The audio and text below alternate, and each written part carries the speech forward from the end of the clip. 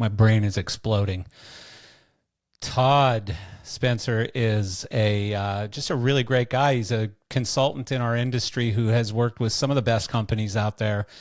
He's done this for a very long time. Smart guy, knows a lot about how to get guys like me to become more productive, to kind of hang between the lines a little better than maybe we do on a day-to-day basis.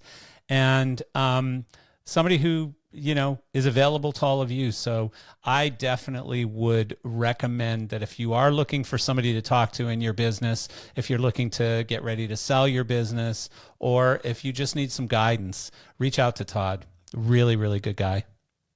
Hello, and thank you for joining me today on Gears of Gear. This podcast is brought to you by AVL Media Group. AVL is one of the leading distributors of professional audio, video, and lighting equipment in North America. Please take a moment with me and watch their video. AVL Media Group is an award-winning distribution company that has been established for over 25 years as a trusted brand in the professional audio, video, and lighting markets. Our new state-of-the-art facility includes a beautiful showroom space that is available for demonstrations, training, and special events. This grants us the opportunity to share our knowledge and provide a unique hands-on experience to all our clients. Our large warehouse facilities, both in Canada and the US, allow us to keep a vast inventory of all the brands we distribute. We can get you what you need when you need it. Our first-class team of industry professionals is focused on delivering outstanding pre- and post-sale service and support to all our clients, ensuring mutually successful partnerships and long-term growth. AVL Media Group, your premier North American distribution partner.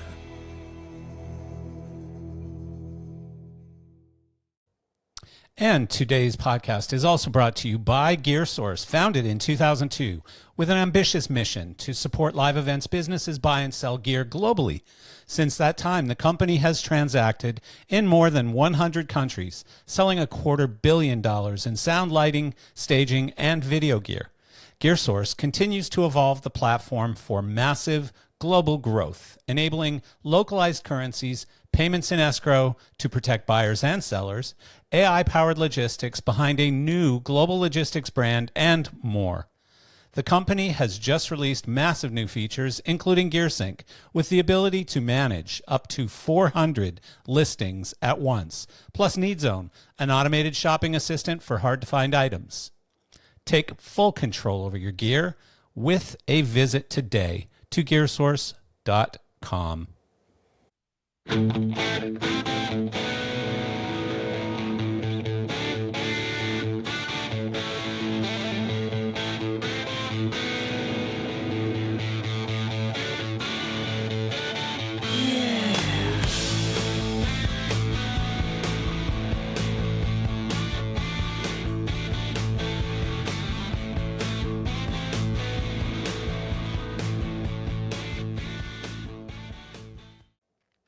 Hello, and thanks for joining me.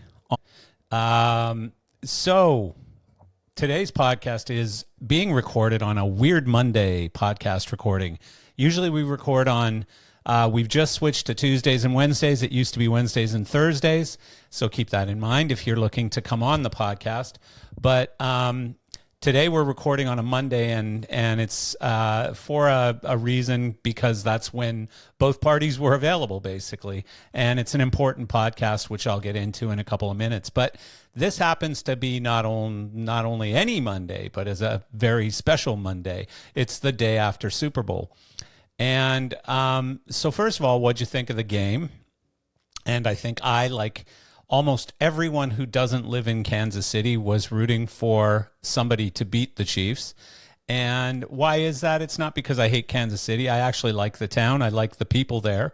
Very Midwestern values. I used to have a franchise there, and it was one of my favorites. Really good people. It's a small market, so it's always nice to see when small markets win in the Super Bowl.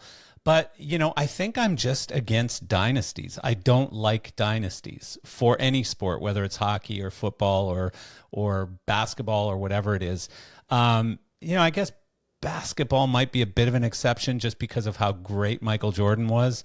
But I'm just not a fan of dynasties, and it's just that I think that it's so hard to build one. So you really should be a huge fan of dynasties. But at the same time, it just gets boring watching the same team win every year. And I guess if you're in that market, it's great.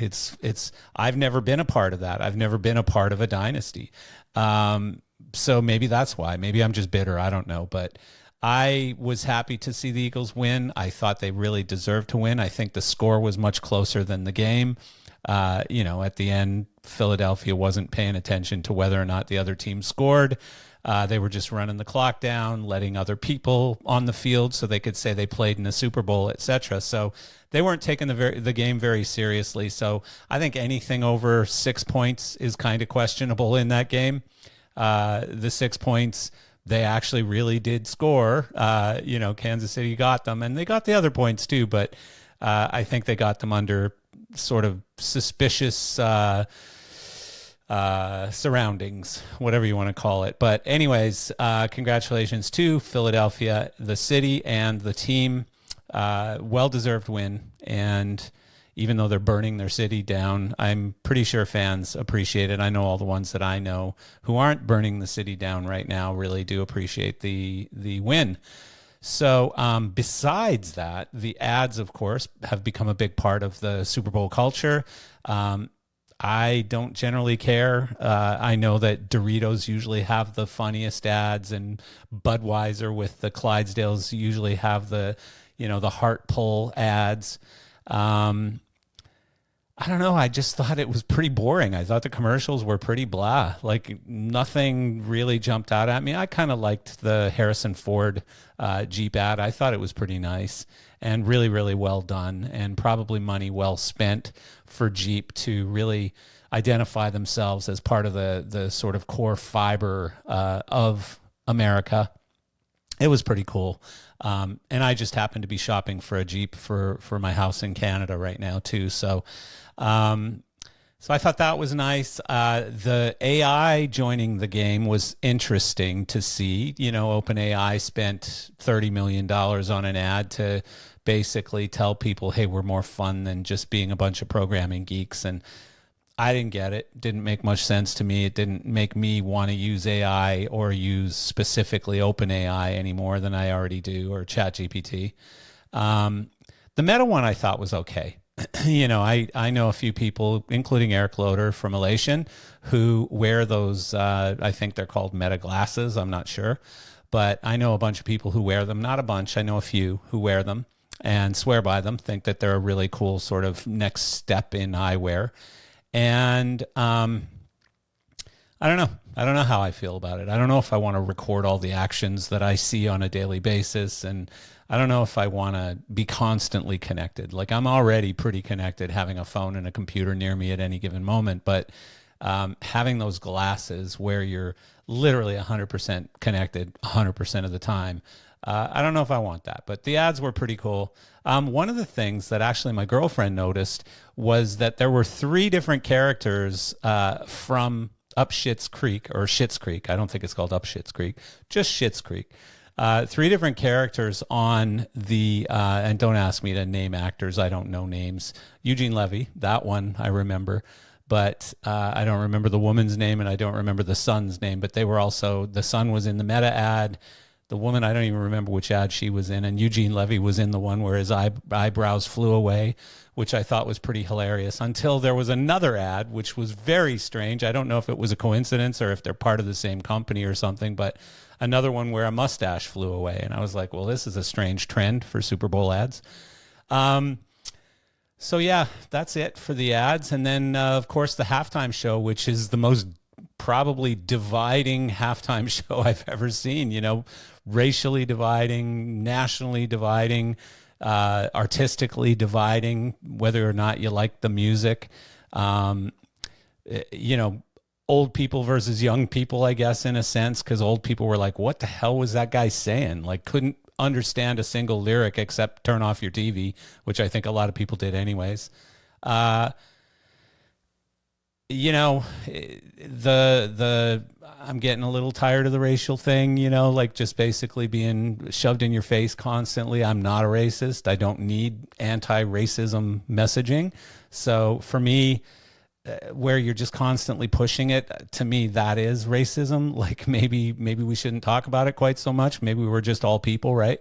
So that's sort of my take on that. I know everyone has their opinion, and I don't care. I'm okay if you loved this and you thought it was incredible messaging. I'm perfectly good with that. And I've actually seen some friends of mine say things like that, and I'm okay with it. But for me, it was just a little too much. And then also, you know, the show itself, the production, there's been a lot of back and forth, and, you know, especially on the Facebook groups that get pretty crazy anyways, and opinionated and divisive and all of those things. But a couple of angles, one being the lack of color, the fact that they only used white light was an interesting way to do it. And did I love it? Not really. I mean, it was kind of boring, I thought. Did I hate it? Not really. You know, I didn't go one way or the other. To me, the show just seemed almost like it was being done under work lights, you know, like it was being rehearsed, and they didn't use the show lighting. They were using work lights or something. I don't know. It was just weird. It was very different, very unusual. Maybe I'm not an artist. Maybe I'm not artistic enough to really have seen what parts I was missing. Also, people, you know, applauded his performance, his dance performance, which to me was just really not very exciting or interesting. So I don't know. I didn't get it. You know, was I out on the internet saying this was disgusting, the worst show I've ever seen? It certainly wasn't the best, but I didn't post about it, and I'm not going to post about it.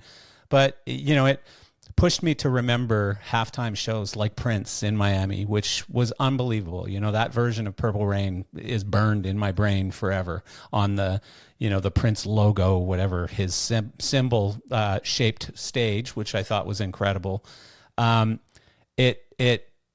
The lasting value of that, like I went back and watched it again this morning. Incredible. Just an incredible halftime show. The Stones, Paul McCartney, U2, who else can I think of? You know, just so many memorable halftime shows. Tom Petty, I thought, was great. You know, so many incredible halftime shows. Even, to be perfectly honest, Rihanna last year, although I didn't love the show, I shouldn't say I didn't love the show. I don't like her music. I don't necessarily think she's that incredible, but the show itself was incredible. And the fact that a pregnant woman was flying around was pretty incredible. The production was pretty incredible.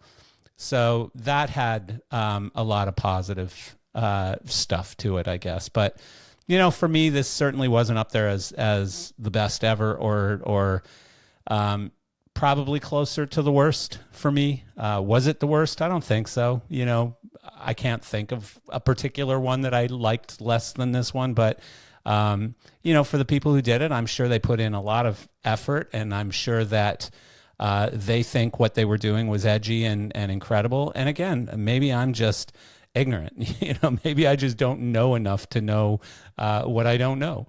And so I'm not dogging it at all. I'm just saying, for me, it wasn't my favorite halftime show. That's all. That's it. No other statement beyond that. And so what else? Oh, by the way, on that halftime show, I read a post that said something about this being, you know, an incredibly artistic approach to Black Americans navigating an authoritarian government, all this stuff. Like, again, bit too much for me. At the end of the day, this is a football game.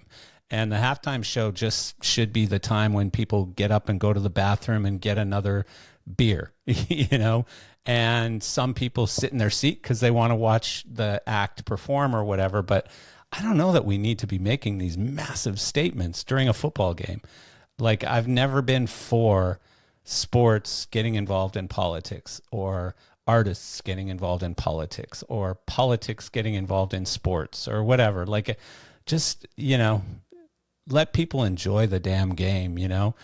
And the halftime show should just be entertaining for everyone. It should be all inclusive. It should entertain everyone. It shouldn't point fingers at anyone. It shouldn't make a statement. Again, my opinion only. So, on to today's podcast.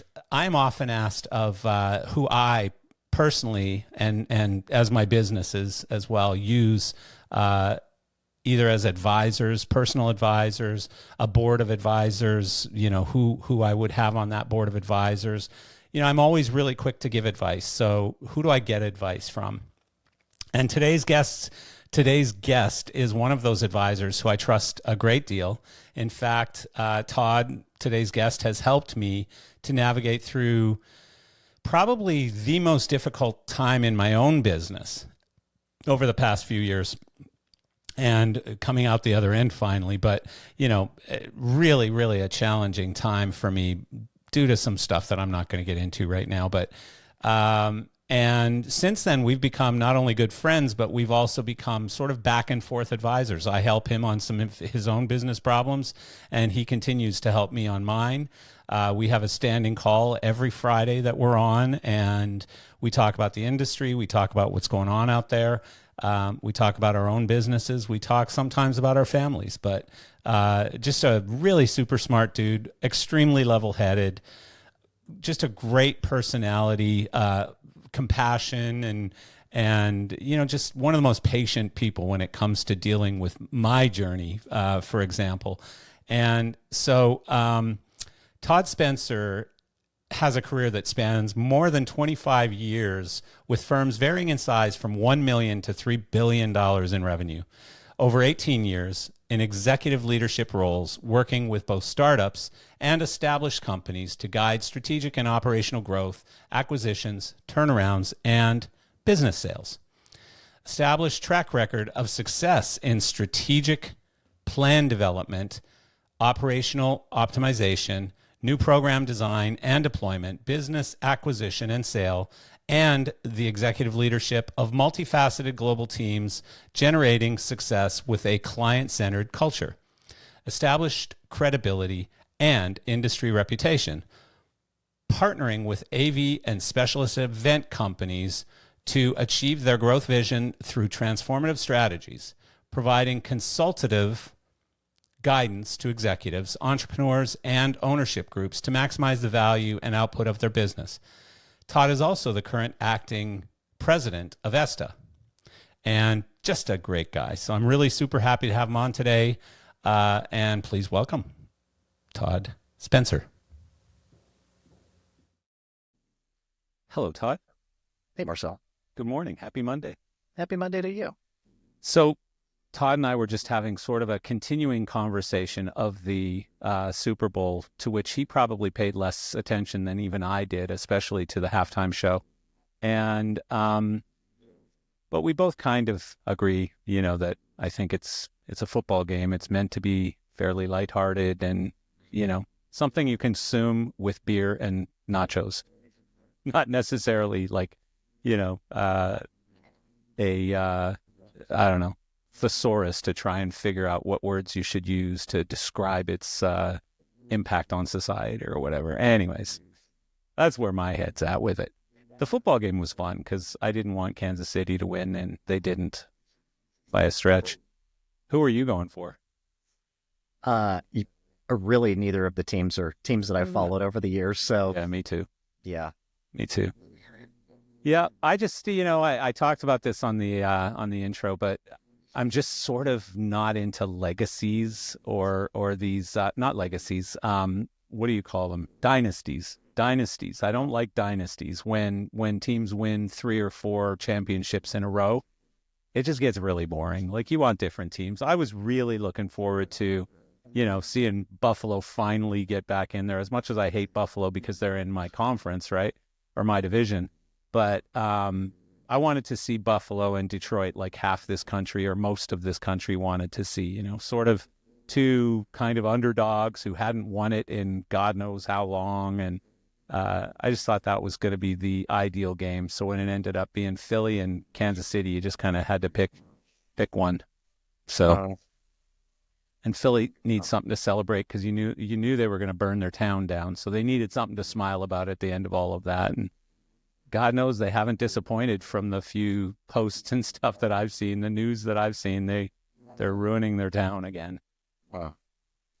That's another thing I don't really understand. Another head scratcher is we win championships and then we go, yeah, let's flip over cop cars and burn our town down. I don't understand that mentality. It's just not something I ever felt like doing when I won. You? No, I haven't actually seen that. I've been neglectful of the news the last sort of 24 hours, so that's the first I'm hearing. Yeah. Any 24 hours where you're able to neglect the news is probably okay. It's probably not a bad thing. Mental health break. So thank you for coming and doing this. I really appreciate it. And I think there's a lot of far more important things for us to discuss than the Super Bowl.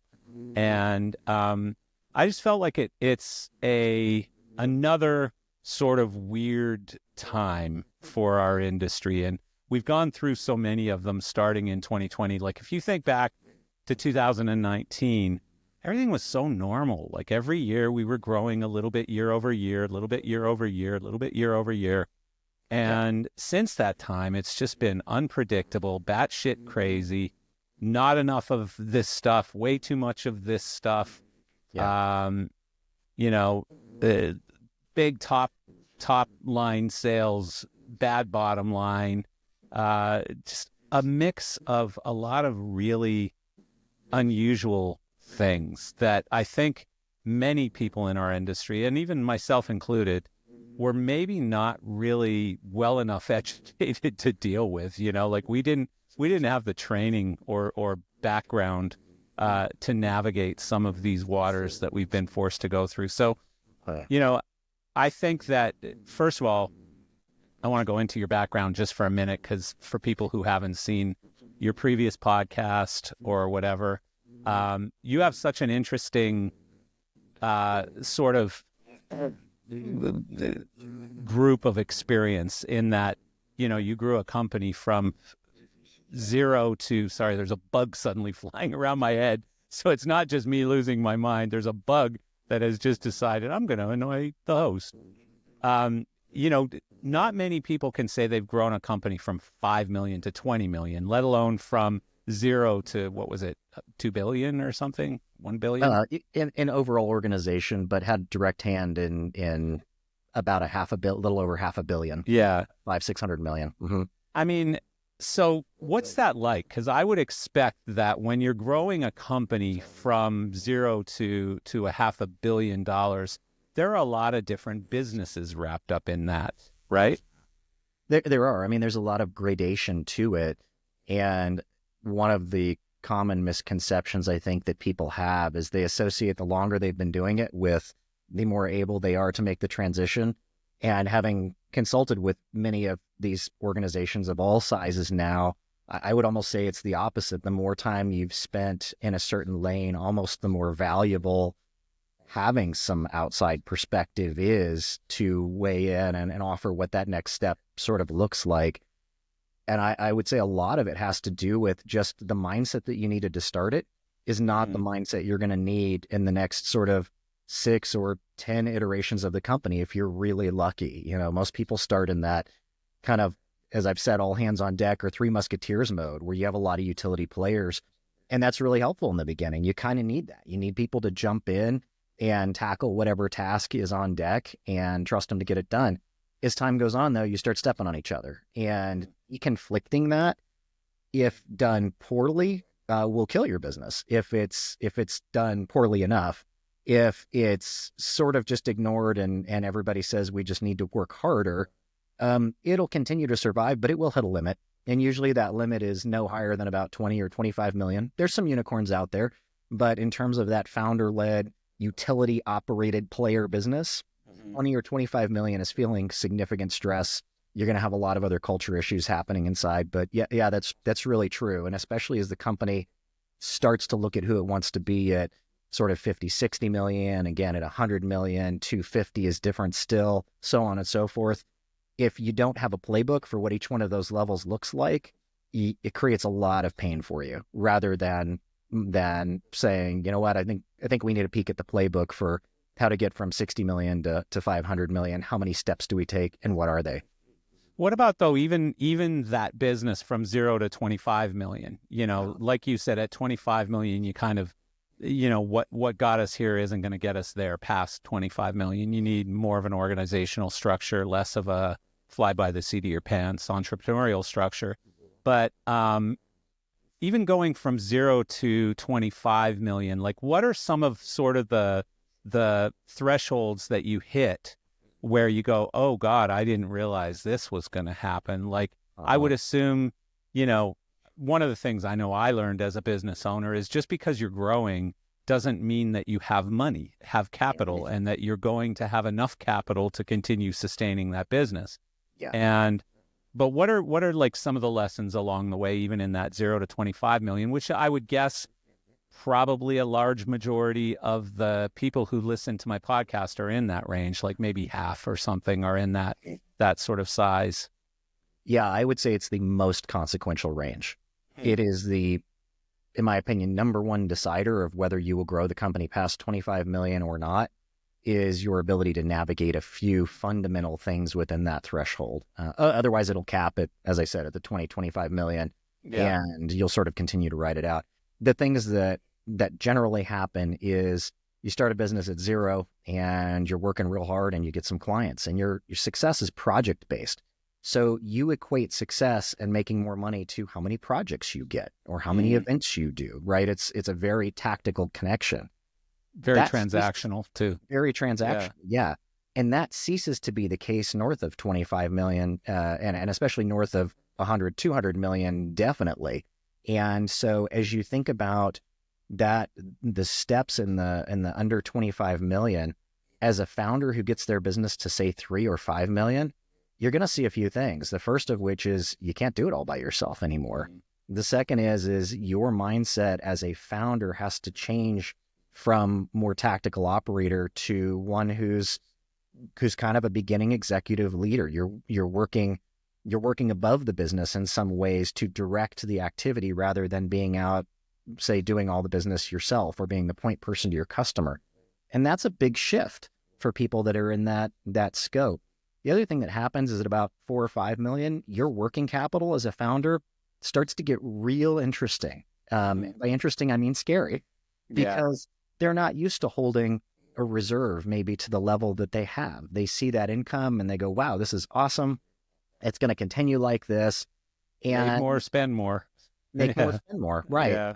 And the way that you look at your business, once you get above that 5 million, now you might want to start doing some capital planning on assets you want to buy. You might want to start thinking about, hey, do I have the right organizational structure and the people there? I got a team full of techs, which is what I've had since 0 million, right? That are out in the field, that are doing all the things needed. But now it's kind of on me all the time to be the backstop and have the answer to every technical question that comes at me. Is that who I want to be in this version of my business? And I would say the answer is no. But those are some of the things that I see that happen pretty commonly, that if you haven't experienced it, you don't know to be aware of it. And you also don't know how to solve it. And so if you can solve for some of those things early on, you will set yourself up to get to 15, 20, 25, and then ultimately can grow a lot further. Well, I know in my own company, like one of the things I noticed very early on, 20 years ago or whatever, is I sort of crossed a threshold where I was actually able to pay myself a real salary, like a real amount of money that almost got back to where I was pre-starting my own business. And I was like, well, wait a sec, because I didn't really start the company because I thought I was going to go out and make tons of money. I did it because I wanted the freedom of having my own business. And I just felt boxed in by working for other people, which for some people is an issue, for some isn't. And that's why there are employees and there are business owners and there's entrepreneurs and there's managers and there's all different types of people, thank God. But I know for me, like I went through, first of all, an emotional thing where it was like, well, can the company afford to pay me? Like, do I deserve to take, $100,000 salary out of a company that's only doing $1 million a year in business or whatever? And so getting past that guilt, but also building that in to the business. So the business knew that it had to pay me, and I'm just making these numbers up, but let's say $10,000 a month. as the founder, CEO, and also the main sales guy, the dishwasher, the floor sweeper, and everything else in between, to build that into the company's budgets so that the company, and it's almost like, I'm sure you're familiar with Profit First, the book and the philosophy and mentality of Profit First. I feel like for founders of these small businesses that are going zero to whatever, that's not a mentality that you think of. You're thinking pay everyone else first, and if there's a nickel left over, I might be able to afford to eat today. Mm-hmm. So, is that a challenge that every startup business owner kind of goes through? It depends. I sort of see it all over the spectrum, but I think that is a common one that is there. Or on the far other end of the spectrum, you have the CEO that gets a big project, or founder, I should say, in this case, and sees a lot of money in the bank account and says, that's great, I'm going to take my dream trip now, and then can't make payroll the next time around. I've seen that as well. I know those people as well. Yeah, you're right. Yeah. It's finding that sweet spot, of how to keep it sustainable. Yeah. Yeah, I mean, I always liked that profit first mentality, where it was profit first didn't necessarily mean that I'm going to get paid and everyone else, go pound sand. Uh-huh. It just meant that I was going to focus on like multiple buckets, and this bucket might be for paying, overhead, and this bucket might be for paying taxes, and this bucket might be for paying, whatever the other part of that is. But one of those buckets has to be profit. You have to account for profit, because otherwise it's just too easy to let it disappear. And, oh yeah, we can afford to discount that again, or we can afford to lower the price on this service, or pay an additional person, or give everyone another raise, just even though they got one last month or whatever. It's too easy to do that stuff if you're not really focused on profit, not just, and that sort of spins into, I think, a little bit of where our industry has gone on a journey over the past 18 or 24 months, where we were so uber focused on top line revenue that, and, arguably some of the biggest and possibly even the biggest companies out there are struggling with right now. I know that there's one in particular that's trying to sell, and their problem isn't top-line revenue. They've done very well growing their top-line revenue, but the problem is they haven't made money while doing it. They've been reducing their EBITDA and their profit while growing their top-line revenue. So, like you said, there's a balance, but I'm guessing that changes as well. That whole dynamic changes when you're going from 0 to 5 million, and then 5 to 15 or 20 million, and 20 to 50, or whatever those numbers are. Yeah. But yeah, I kind of refer to that as the sweet spot when I'm working with people, because the sweet spot changes depending on market conditions, depending on your customers' needs. When there's oversupply in the market, then you have to change gears a little bit to sort of meet maybe who you want to be to distinguish yourself and still win business, right? I think about it like a car on the freeway. You get on the freeway and you set your cruise control, and your cruise control is optimized, if there's nobody else on the road, for getting you there fastest with best fuel economy, right? Like there's factors that figure into it. But what happens when somebody pulls in front of you on the next on-ramp and you have to slow down? Well, you can't just crash into them, right? You still have to slow down. You have to adjust. But in that adjustment, you're no longer in the sweet spot of where you'd ultimately like to be, but you are in a spot where you might have to be for the moment to maintain other factors you care about. And so I think that's what people get too locked into, especially in smaller companies, is they're not dynamically saying, am I in the sweet spot of where I need to be this quarter or this year?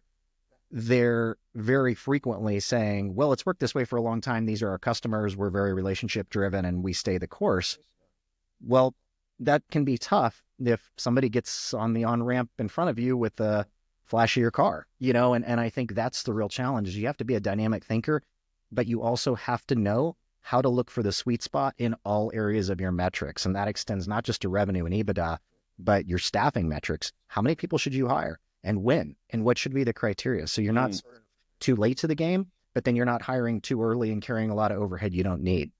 There's a lot of factors. Well, and at the same time, I think our industry is one where a lot of those things are not prioritized. And so, one of the things we learned during COVID was the lack of having a, oh my God, I'm losing the word. Forgetting to keep money on the side. What is that called again? I'm losing my mind. Like a reserve. Reserve. Reserve. There's the name. Forgetting about keeping a reserve. And so, in Business 101, they teach you maybe to have 3 months or 6 months of reserve. And obviously, COVID taught us, that you need 36 months of reserve or whatever it is, which is not reasonable, of course. But, I know in our industry, we've had some really bad habits, and that being one of them. But also, like, I remember VER when they lacked like inventory control management software, and they were doing gazillions of dollars in revenue, but ask them how many of a particular projector they had and where they were, they couldn't tell you. Like, if it's sitting on the warehouse floor, I can rent it out. Basically, if it's not, I can't rent it out. And I'm sure it wasn't quite that bad, but I know that in doing business with them, there were always those types of issues where, I've dealt with so many companies that they have rental software, but they don't have any inventory management. So at any given moment, they can't tell you how many of something they have, what they paid for the last one versus the first one, and all kinds of stuff like that. So I think as an industry as a whole, we haven't been that disciplined. Yeah. I mean, it makes great sense. And, I'm kind of reminded of the chat we were having about sort of that part of the industry, that state of the industry, and what's the mood right now? What is that kind of feeling like?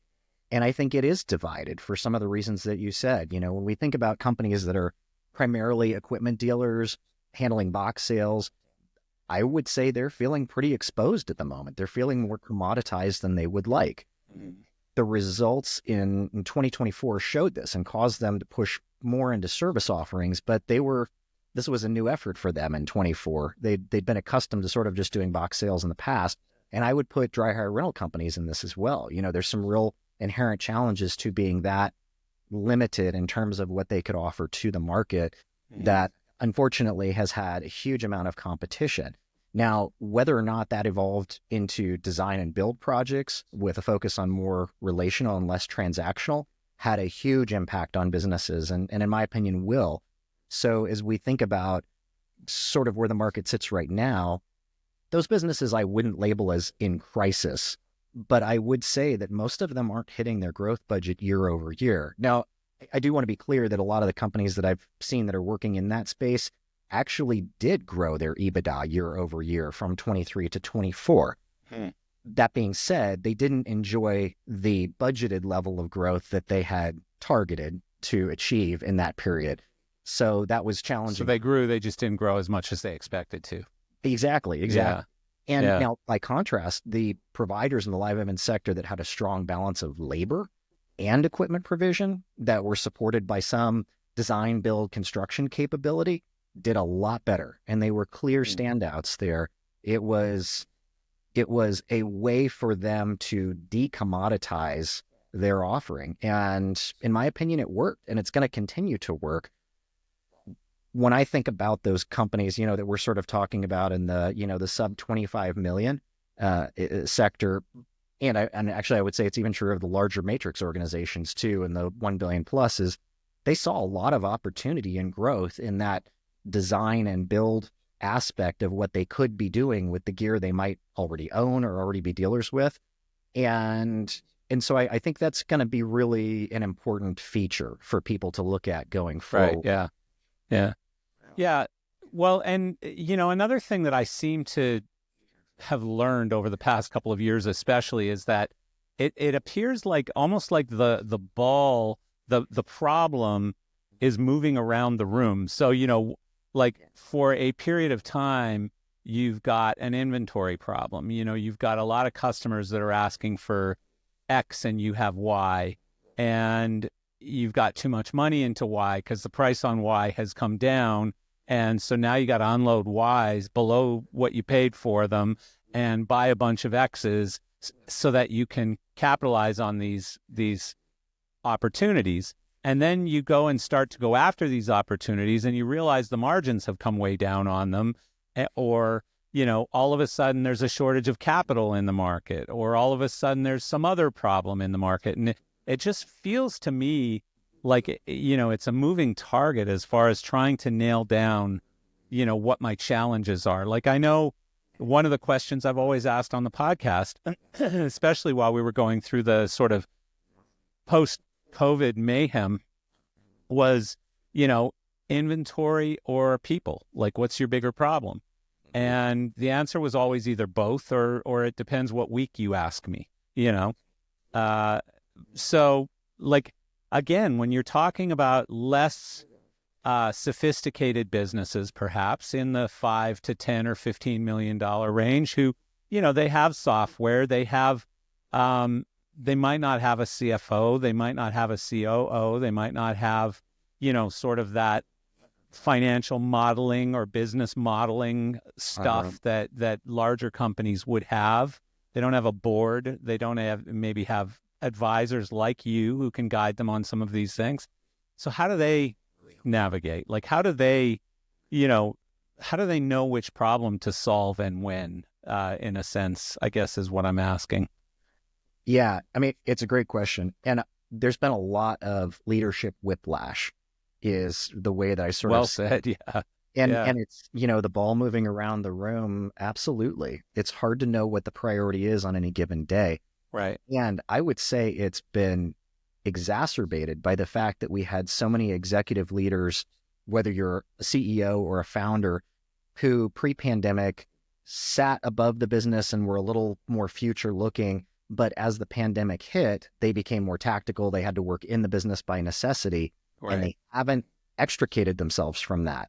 So they've kind of put themselves in a situation where now they are relied upon as a daily operator in their business, and they have not put together a plan to get back to being founder or CEO in a more strategic, future-looking way. And why I think that's really important is because you were talking about how it affects the different issues. What about the labor? What about the equipment?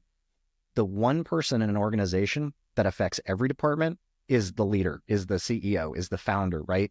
Every decision they make affects the company universally. And then it gets obviously executed by any of their department heads.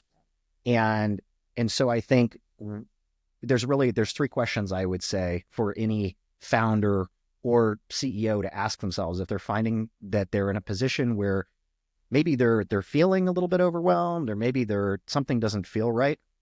Ask yourself three things. Number one is, does my schedule have more tactical action items than strategic future planning items? Yes or no? Do I have more than 7 direct reports? And the third question is, have my direct reports indicated to me that I appear overwhelmed, or am I canceling calls with them frequently? And if you say yes to any one of those, and if you say yes to all three especially, get somebody to walk alongside that. What do you think the sweet spot is for founders, CEOs, as far as direct reports? How many should they have, or how many should they not have? What's the break point? I from experientially, I would say if they all have different titles and functions, 5 to 7 is really what I've seen people be able to effectively manage. When you get north of 7, and again, especially if they have different roles, it's going to be really difficult to manage. If, for instance, though, you have maybe regional territories where it's 3 or 4 territories under different people, but they're officially doing the same job, that can be easier to manage because you're not measuring different metrics, right? You're measuring the same metrics. You're just measuring them across maybe a few different direct reports is what I prefer. But I think that's really important. And, to your question on how do founders think about those kind of things, I think first you have to sort of self-assess. Does this sound like me? Do I feel overwhelmed? Do I feel like maybe some of these things are happening? If so, are the choices I'm making universally affecting the organization and what I'm doing? Am I creating a situation, unintentionally, of course, but a whiplash situation inside my own organization to say, okay, today labor is more important. Let's put our efforts and energy into strategies around labor. And then the next week, again, to your point, no, it's about equipment. We need to hurry up and sell some equipment and retire it off the books and buy some new things. And what happens ultimately is that you wind up destabilizing the very thing that you're trying to protect. No, that's a great point. I mean, I just think that's such a different dynamic depending on the size of your business because, Yeah. you know, for example, like for a small company, a $5 million company who needs equipment to do a job that they've committed to doing, and suddenly the bank doesn't want to give them the credit to get that equipment, you know, that can be a devastating issue versus a larger business. And, you know, I'm not belittling anyone's problems against anyone else's because, you know, like one thing I learned in business is if you want to make more money, solve bigger problems, basically. But to a $1 million business owner, not being able to get the line of credit to put those lights out with, you know, Weezer or some smaller act than Weezer, I can't think of anyone, but you know, you've committed to that act, you've committed to the lighting designer or to the production manager or whatever, and now you suddenly can't get the gear because, you know, either you got stiffed by the supplier because they gave them to somebody bigger than you, or your bank isn't going to give you the money or whatever it is. Like, that's a major problem versus the big company who might be working on $100 million line or a $200 million line. You know, that's going to solve a lot more problems. It's going to go across the entire business and solve a lot of problems probably for the next 12 or 18 or 24 months, not just, I need to get these lights out on Weezer this week or else I'm dead. Like, I'm so done, you know? Yeah. So different Can I offer dynamics. something to that? Of course. Because that's such a great example because I literally had this come up with a client who was feeling really trapped into a space where they had good opportunity. They couldn't get the capital to fund getting the equipment they needed to put out on projects. And I think one of the biggest challenges that especially smaller companies sub 25 million do run into that we're talking about is when you get in the mindset that you have all the answers for your company and everybody's coming to you and asking you for all the final answers, we sort of just get in that rut of thinking that will always be the case, right? Like, if I can't figure it out, nobody can figure it out. Yeah. And to that, I would say, please challenge yourself to think that might not be true. Be open to the possibility that there might be a way to get to yes. It's just you don't know what it is because you haven't experienced it. So I literally had a group that came with that exact problem. And the way that we wound up solving that problem was we needed to forge a partnership with another group that had a lot of equipment on the shelves that we knew had low asset utilization. They just weren't renting it to the level that we wanted or that they wanted. Yeah. And so the group that I was working with said, well, yeah, but you know, they're not going to just let us have it for like 6 months. And I said, you don't know that. You're just probably not talking to the right person to say, here's the revenue model that I'm working with. Here's the opportunity I have. Do you want to participate in this? Because you have the gear and I have the contract. Let's figure this out. That makes sense. And at the end of the day, it did. And you know what he spent on purchase? Nothing. Yeah. Zero. You know, and it was just a matter of saying, okay, how does this math look for both of us? How do we both make money in this equation? And I need a ton of gear and I need it for like 12-week tour. How does that work? And he was so locked into thinking, I have to buy all this gear, Marcel. Like, I have to buy it. If I can't buy it, I can't do the job. And really, actually, all we needed to do was find somebody that had the gear that they desperately wanted to rent and get them together with the person that had the contract and negotiate a reasonable deal that solved both of their problems. And it did. And they both made money. So, but it's still weird because I think as a business owner, you're expected by your staff, the bank, your friends, your family, to be a genius on all things. Like, you should just absolutely know everything about everything. And as situations change and, you know, maybe you don't have, like, for example, the average guy out there in a small rental company doesn't know if it makes more sense to buy or rent that gear, cross-rent that gear. They look at it and they go, well, it's 12 weeks at $100 a week. That's $1,200. My purchase price is only $3,000.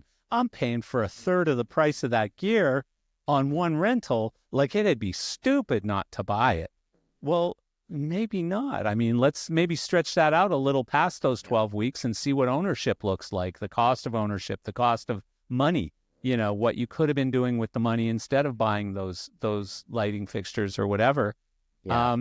So, I mean, there's this perceived level of expertise on all things. And, I know I've done pretty well at learning how to navigate some very difficult waters and some really nice calm waters as well. Uh-huh. But I've bumped my head 1,000 times on things that I just didn't know anything about. I didn't know. I didn't have the education or experience to be able to understand that I was stepping into, dog shit like 20 times in my career. And then just by the time you stepped in it, it was like, oh my God, what's that smell? That you, Todd? Yeah. That ain't me. That you? Yeah. And, so I don't know, like it's always, don't get me wrong, business ownership for me and being a CEO and being an entrepreneur is the greatest thing in the world.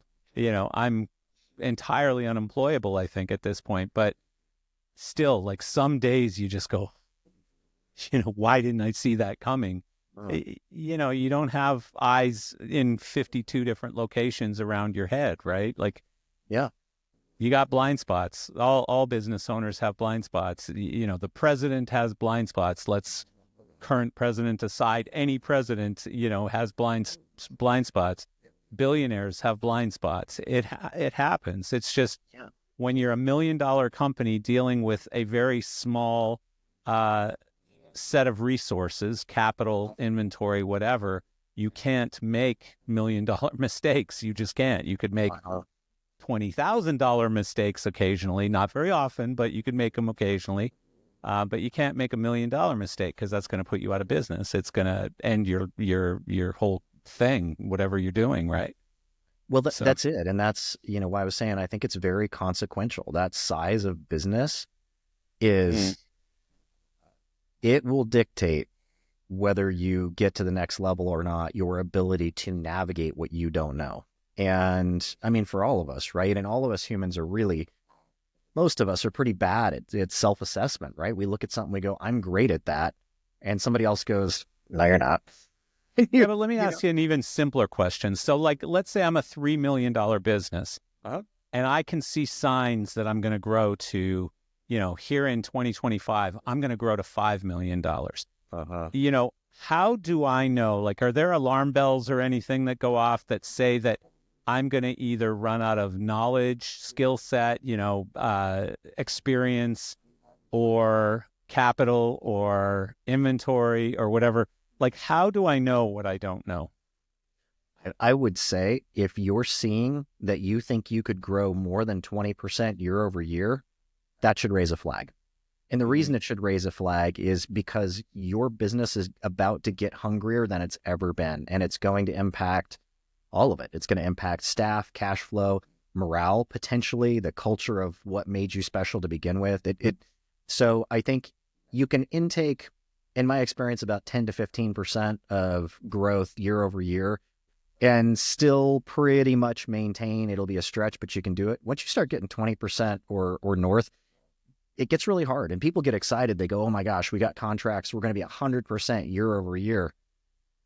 Think about that. That's going to be, there's some things that are going to have to change in that. So that's what I would say for a simple metric, 20% year over year. If you've never experienced that before, that's probably a good time to know that you might need a little more experience or might need a little more staff or technical abilities weighing in on that. Well, I'm a big fan of a book, and I can't remember the name of it, but I think it's called 10X is Easier Than 2X. And the entire concept is to grow a business 2X, meaning I'm doing 5 million and I want to grow to 10 million in whatever period of time, this year, in the next 2 years, whatever it is. Most businesses just have to work harder to get from 5 million to 10 million, from 1 million to 2 million. Let's even make this easier.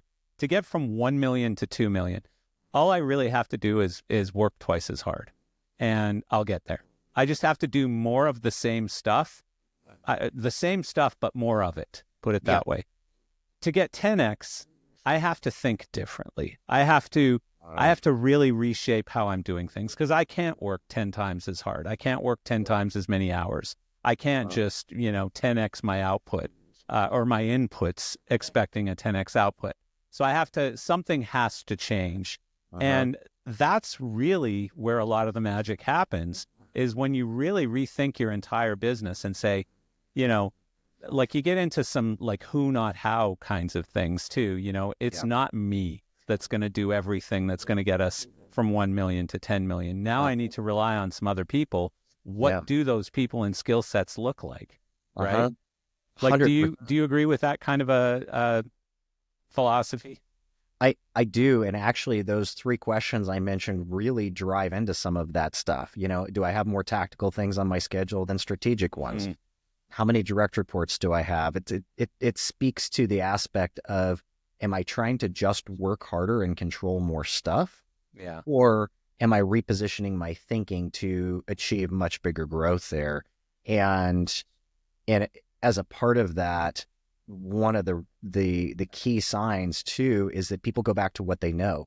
So if, for instance, you feel like you're in a spot where I want to grow, I want to be able to do the 10x type approach, but you're in that space where you say, I just don't have time for a strategic call today. I would challenge that to say you should make time, because if you don't have time, it means you're just continuing to think in the same thought patterns and to rescue in the way that's comfortable for you for the business. Well, and I'm sure you've done this 100 times because this is your gig as a consultant, but I know with friends of mine who have come to me and asked, like, there's been a couple of fairly specific types of questions.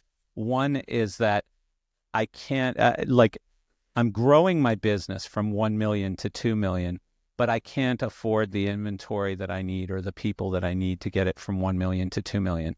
And that's a fairly easy discussion, because, the inventory is going to make you more money. The people are going to make you more money. Where's the issue? Like, the people are going to take work that you're probably doing today because your company's transitioning out of everything relying on you into having other people around you, a structure around you that takes on that additional work and allows you to grow the company even larger. But, I just find that, and then the other question is things like, I don't have time to do all of these things I need to do. And I'll start asking people questions about what exactly they're doing. So where are you spending all your time? Well, when I first start out in the beginning of the day, I go through 100 emails that are coming, 50 of them are spam. And then the other 50 are just, shows that we're going to be doing over the next couple of weeks that people have questions about them. And so I think first, like 100 emails probably doesn't warrant you getting an assistant. But if it's 500 emails or something like that, and you're spending 3 hours going through these 500 emails, you could get an assistant for very little money, especially if you go to, the Philippines or something like that, and you get an assistant. You can get very good ones for, $5 or $6 an hour that can get through your email and respond and do all kinds of things very, very well, very efficiently. And that frees up your time to do that next level of stuff. But, you get beyond that and they start getting into things like, well, I had to go on Canva and create a couple of diagrams that I need for this meeting that I'm doing tomorrow.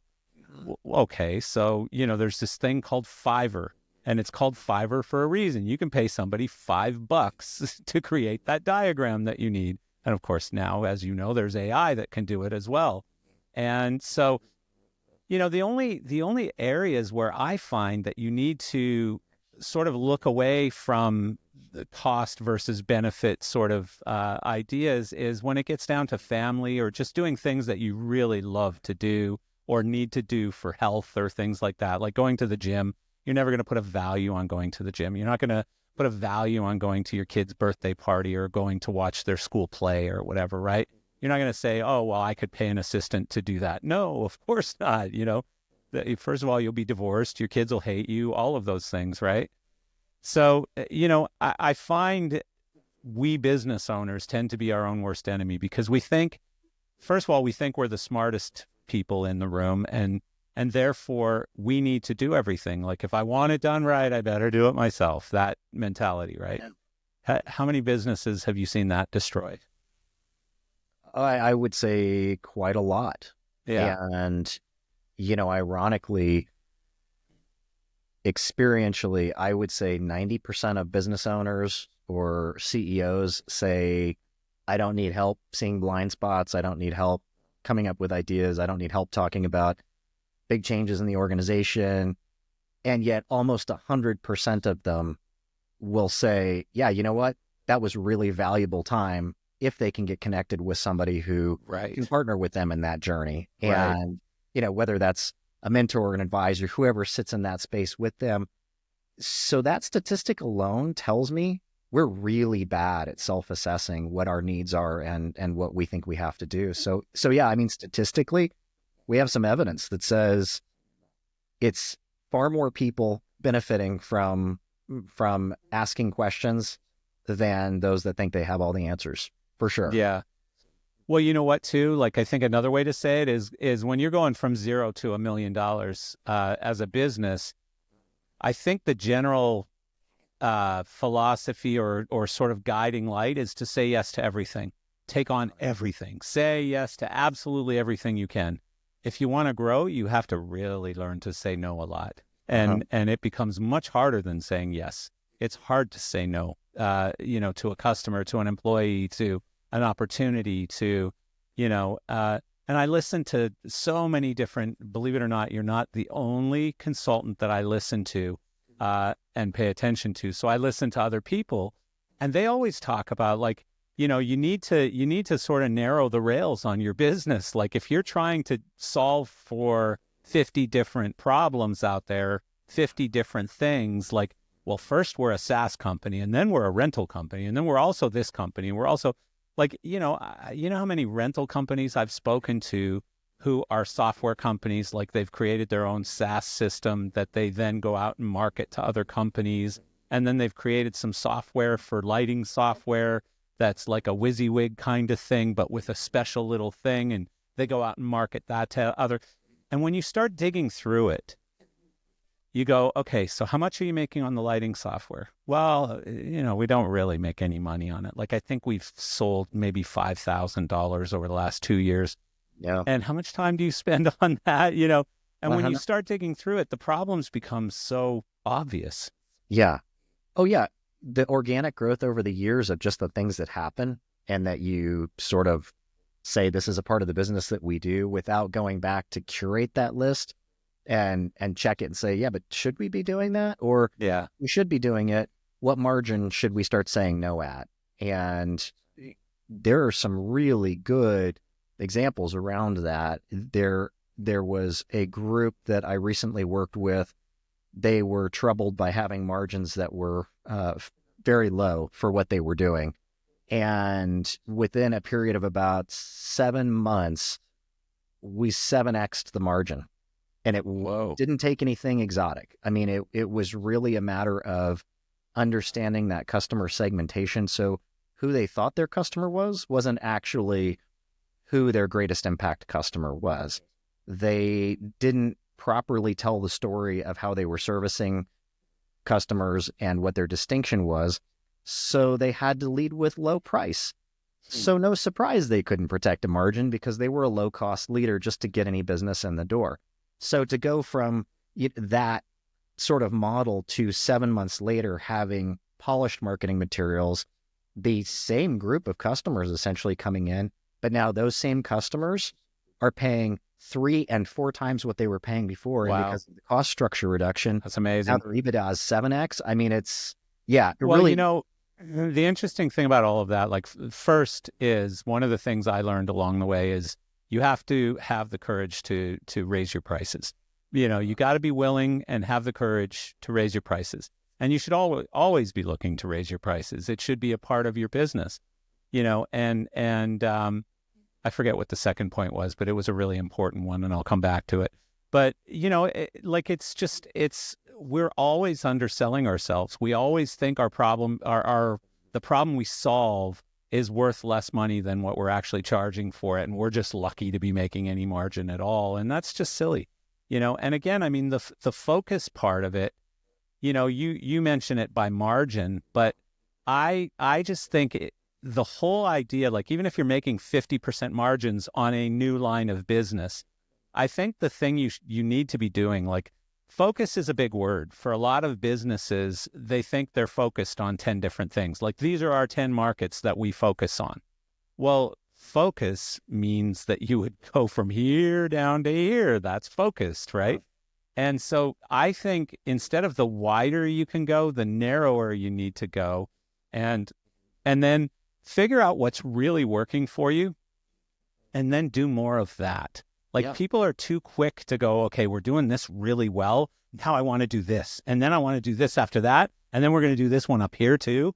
And, you end up losing sight of what you did really well to begin with. And I know I've done this 20 times in my career. So I've banged my head a lot and made mistakes. And therefore I can say that. And I know it's true. But, focus is a really powerful word, and it can be very powerful in a business, especially when you're small. Like I think the smaller you are, the narrower that focus needs to be. I agree. I think if you have more than 5 priorities, you probably have none in terms of what a business is doing. Very true. And events, it's kind of hard, right? Because we have glitzy, shiny objects to chase. There's cool stuff in what we're doing. You think about some of these tours or the events out there, what's happening with film and TV markets now. There's some really cool stuff happening, both technology-wise and just in terms of the finished product, whether it's on a stage or on a tour or on TV. And so I think it attracts that. You get a little taste of that and you go, wow, yeah, we did this segment really well. We want to do more of that, and let's do more of this and that. And you start bolting on other things, and it's not always the best idea. No. Well, I mean, one real world example, I know so many small rental companies who are lighting companies and saw this flashy, shiny thing called LED screens and went and got bank lines to buy these incredibly expensive, 2.9 mil LED walls, and then realized that, the price that they thought was $400 a tile is $40 a tile. And the return on investment isn't very good. And the cost of ownership is really high. And they're constantly updating this stuff to where now it's 1.9 mil. Now it's 0.9 mil. Now the processing just got better and everybody wants that one instead. And the cost of ownership and video in general, like is that flashy, bright, shiny thing that every lighting company wants to expand into. Because they're like, well, we already got a crew out on the show site. It's not that hard to learn these extra little bits. We're rigging a lighting package or we're rigging a video package. Doesn't really make much difference, right? Makes tons of sense, but they're just entirely different focuses and entirely different disciplines. So for sure, I think that's a great example.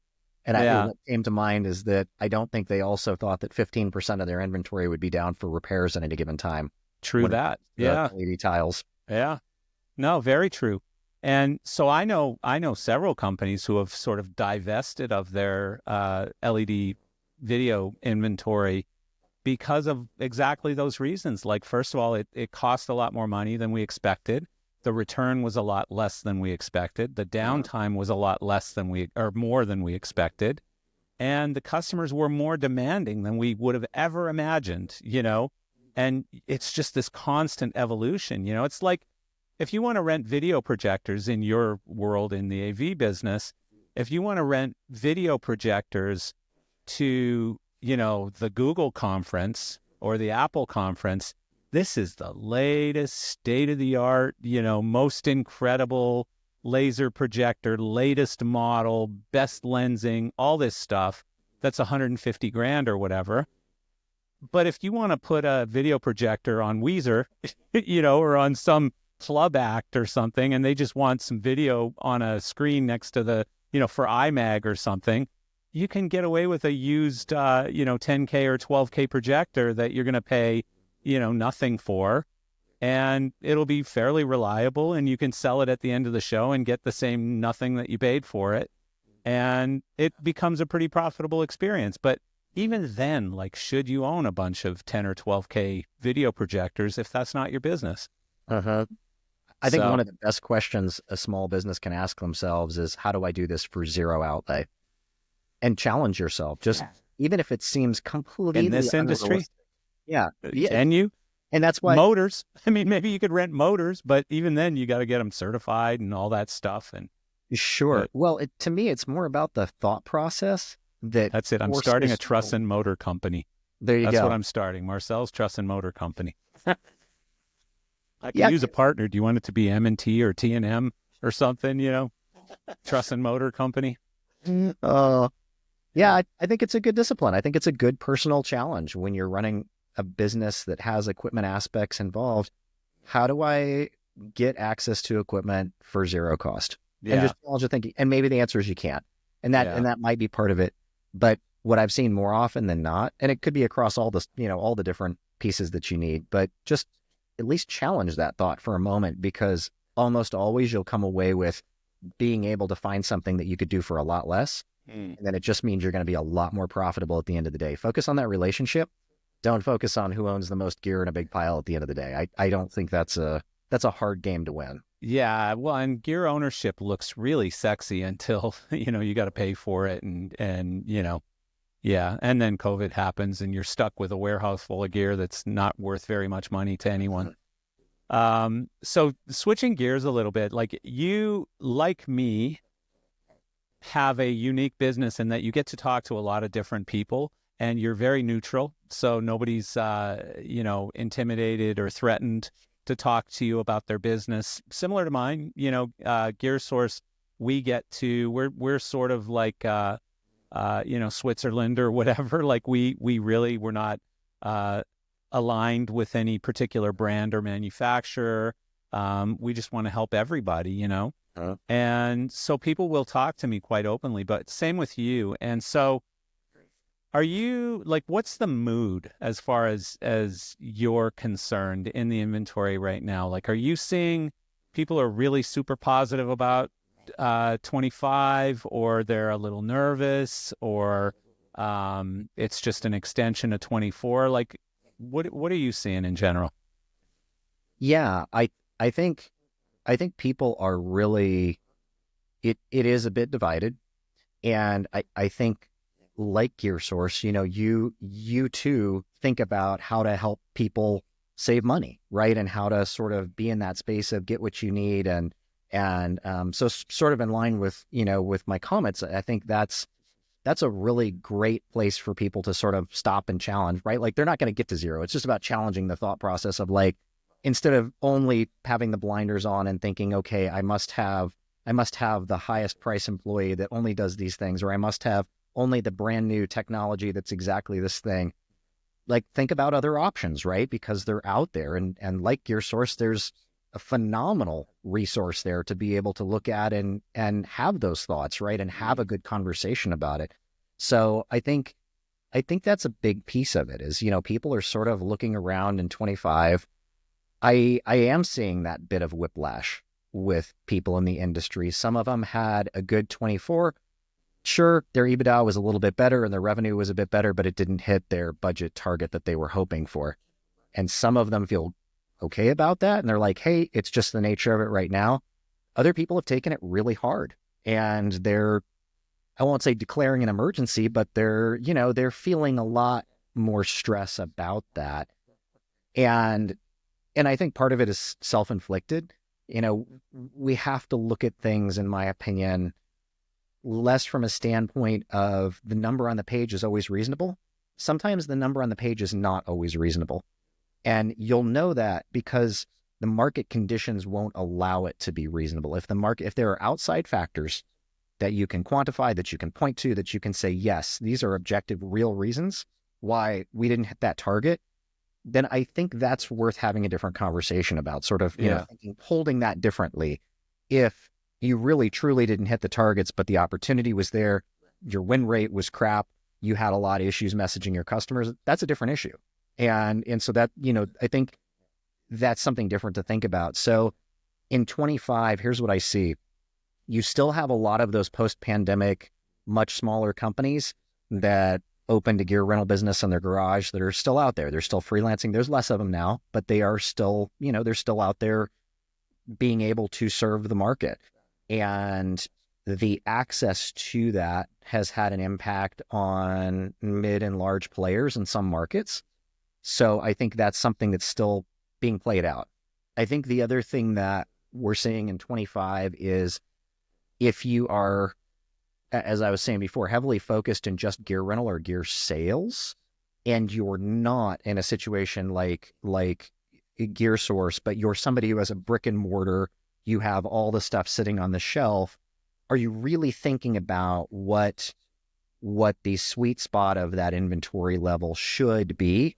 Or do you still have 50 LED walls that, that are not going out and maybe should be redeployed, that should be moved on. And so I think that's a key part of it. The flip side of that is I'm seeing companies that are in that design build space that are doing a lot of permanent install work. They're doing front end design and new construction, and that market is accelerating dramatically. So that's why I say I think there's a bit of whiplash for some organizations that came out of the pandemic, and you've got this sprinkling, right, of some executive leaders that are still in tactical mode and haven't gone back to strategic mode. You have some businesses that are still overcapitalized that are trying to figure out how to both right size their inventory and get the different inventory that they need. That's even more important. And then you've got the added effect that you have the teams under them who are trying to interact, but it's much more utility player now because you have your executive leader that's now working in the business. And so by definition, that creates a utility player environment. So I think that's sort of what I'm seeing right now. Yeah. So in general, though, would you say that, because I know that I'm hearing such a wide, some people thought 2024 was the greatest year ever. I just had a conversation with a very good friend of mine a couple of days ago that said it was the last half of 2024 was a disaster. It was just a complete disaster. And he's, big time guy with a pretty large book of business. And, just said it's a disaster. I'm hopeful for 25, but, I don't see any miracles coming. Little more negative, I would say. Believe it or not, I mean, again, without getting political at all, I'm still hearing, I'm holding on to my money to see what this president is going to do. I don't know about you. I'm sure a lot of your clients, because I know the types of clients that you deal with, but I have never changed anything I'm doing in my business based on who the president is or what they're doing. I got to do what I got to do regardless of what the president is going to do, right? So if I'm heavily reliant on a particular market that is going to be impacted by this president or this president, I'll pay a lot more attention to that. But I think in general, if your business was going to do $10 million this year with Kamala as the president, you're probably going to do $10 million this year with Trump as the president. Get on with it. You know what I mean? It's probably going to be about the same as it was the other way. Again, certain markets I think are going to be impacted a little differently. I think some of the tech markets are probably going to see just wild profitability going forward because he's being very supportive and very friendly to some of those and putting some, legislation in place to help them to clear a path for things like AI. But other markets are probably not going to do as well because, he's maybe less friendly to those markets or something. But I think in general for our business, that's not going to have an impact. But, things like you've mentioned a couple of times now, dry hire. I know a lot of people in the dry hire business, and that is a business that requires some strong nerves. You know what I mean? Not to react too quickly, but not to react too slowly either, I guess, because you're sitting on just massive piles of inventory hoping that someone's going to need it. And, you're not dealing with end clients. You're basically on the backs of the rest of our industry, hoping that they're doing well enough that they're going to need your inventory, and that also that manufacturers are doing well enough so they're not going to be cutting deals like crazy, making it too easy for those companies to buy inventory. So now buying becomes a better solution than renting. So a lot of different variables in there for sure. Oh, yeah, absolutely. I mean, that customer value piece is really, it's a challenging balance to maintain because customers are really savvy. The commoditized piece is tough, right? Yeah. The dry hire rental market is your customer expects you to have the thing that they want. And if you don't have it, your odds of renting it potentially go down dramatically. Yeah. Because it's a very transactional business. Once you get more relational with it, now your customer might be a bit more open to, I don't have those movers, but I have these movers. And maybe you would consider that. They have the same features. And certainly there are dry hire companies that do that very successfully. But I think that that's a key piece of it, because in the absence of having that relational focus there, you do wind up just sort of filling the rider, and in which case the lowest price wins. Well, and you've mentioned that one a couple times too, the lowest price thing. And, the good thing about being the lowest price guy or girl is that you don't have to do much work to get the sale. You just have to make sure that price on your website is lower than everybody else's, and you're going to get the sale. The bad news is someone's always going to find a way to be lower than you. And so it's also just as easy to lose the sale. And the problem with being the low price leader is you always have to have the lowest price and make the least margin. Yeah. And, it's just not a business I want to be in, and I don't know why anybody would. That's the least fun business I'd ever want to be in, to be the low price leader. Ugh. Well, and it's counterintuitive to trying to keep up with video and lighting technologies and audio technologies that are changing, and customers know it. They want the newest and the best, right? So it's kind of counterintuitive to have a bunch of capital outlay and then rent it for the absolute lowest price and have no margin, only to shorten cycle of when you can use it. It's kind of nonsense. So what do you think, aside from maybe, well, I guess we don't really have supply chain issues anymore. So what do you think the big challenges are this year for companies in our industry? Yeah, I think that really challenging themselves to think about what their unique values are is important this year. And the reason I say that is, having talked with a number of different organizations across the industry and seeing that their approach to how they want to be unique is also the approach to how many companies say they want to be unique. So by definition, they're sort of all evolving, but they're evolving in very similar ways. Yeah. And so you're not really setting yourself unique. You're sort of at that point, I think the better way to say it is you're evolving with the trends, right? Which is great, and you should do that. Yeah. But to be unique in a space sort of sets you above and beyond in a way that differentiates you from the pack, right? And so I think being really honest about, is what you're saying you want to do in 2025 with your company, is it really unique, or are you just evolving with the trends? And get really honest with yourself about which one of those is. And it's not a positive or a negative. It's just, I think, an awareness to be honest with yourself. And if you say, okay, we're keeping up with the trends, then know that you might still have exposure from somebody who comes up with a unique solution that's still in your set of companies. So I think be really aware of that, because I don't think this commoditized issue is going to go away anytime soon.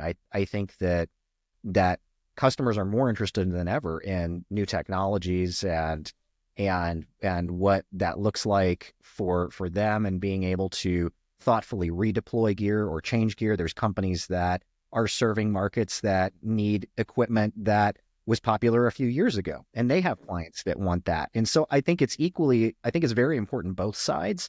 Mm-hmm. But be really honest with yourself about the customer that you are trying to serve. And you kind of hinted to this, really, really narrow that focus. Don't try to serve all customers all the way around. Really focus on who your customer segments are. Yeah, you got to exactly what I was thinking is the whole, what do you call it? ICP, ideal customer persona. Uh-huh. Really understanding exactly who your ideal customer is.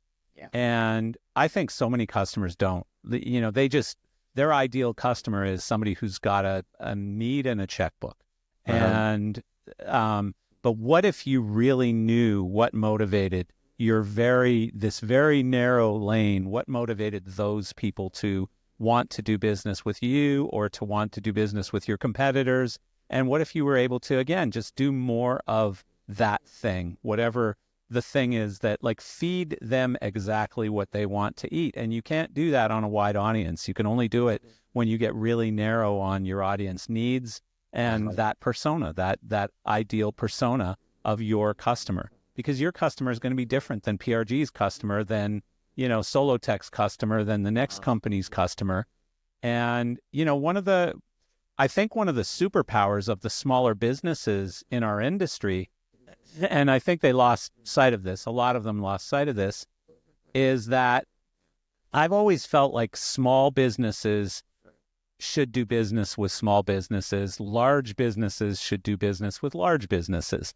And when you start to mix those up, it becomes problematic. So when PRG rents to a DJ who's doing a bar mitzvah this weekend, it's probably not going to be the user experience that DJ expected. He's not treated very well, potentially, by PRG. And that's no slight on PRG.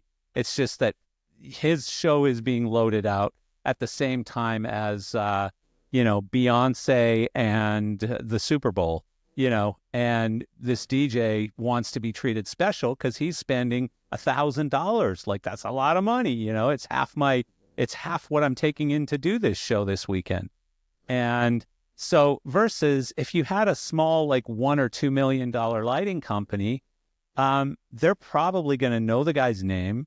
They're going to see him drive up and they're going to go, oh, there's Bob. I know he's doing a bar mitzvah this weekend and he's renting some stuff from us. And he's going to be treated special. And so I'm not saying that DJ is going to become their ideal customer or anything, but it's a better match. It's like, it's small business and small business. And same thing when a small company tries to do a show for Google or something, they usually fall short either on personnel, on gear, like they don't have the latest, greatest stuff. They don't have enough of it. Their truck was too small to meet up to the dock. Just all kinds of different problems can occur because they don't belong there necessarily, right? And so it's a tough match. It is a tough match. And I'm not saying you can't reach. Like, of course, a small business can reach a little higher than, like, if I'm $1 million business, it doesn't mean I should only deal with DJs. But I shouldn't go after Beyonce's tour this year because it could likely bankrupt me. If I were to get it, it'd be the worst thing that ever happened to my business because I'd have to take on so much debt to get the gear and people that I would need. And I don't have any experience dealing with Beyonce or Beyonce size acts.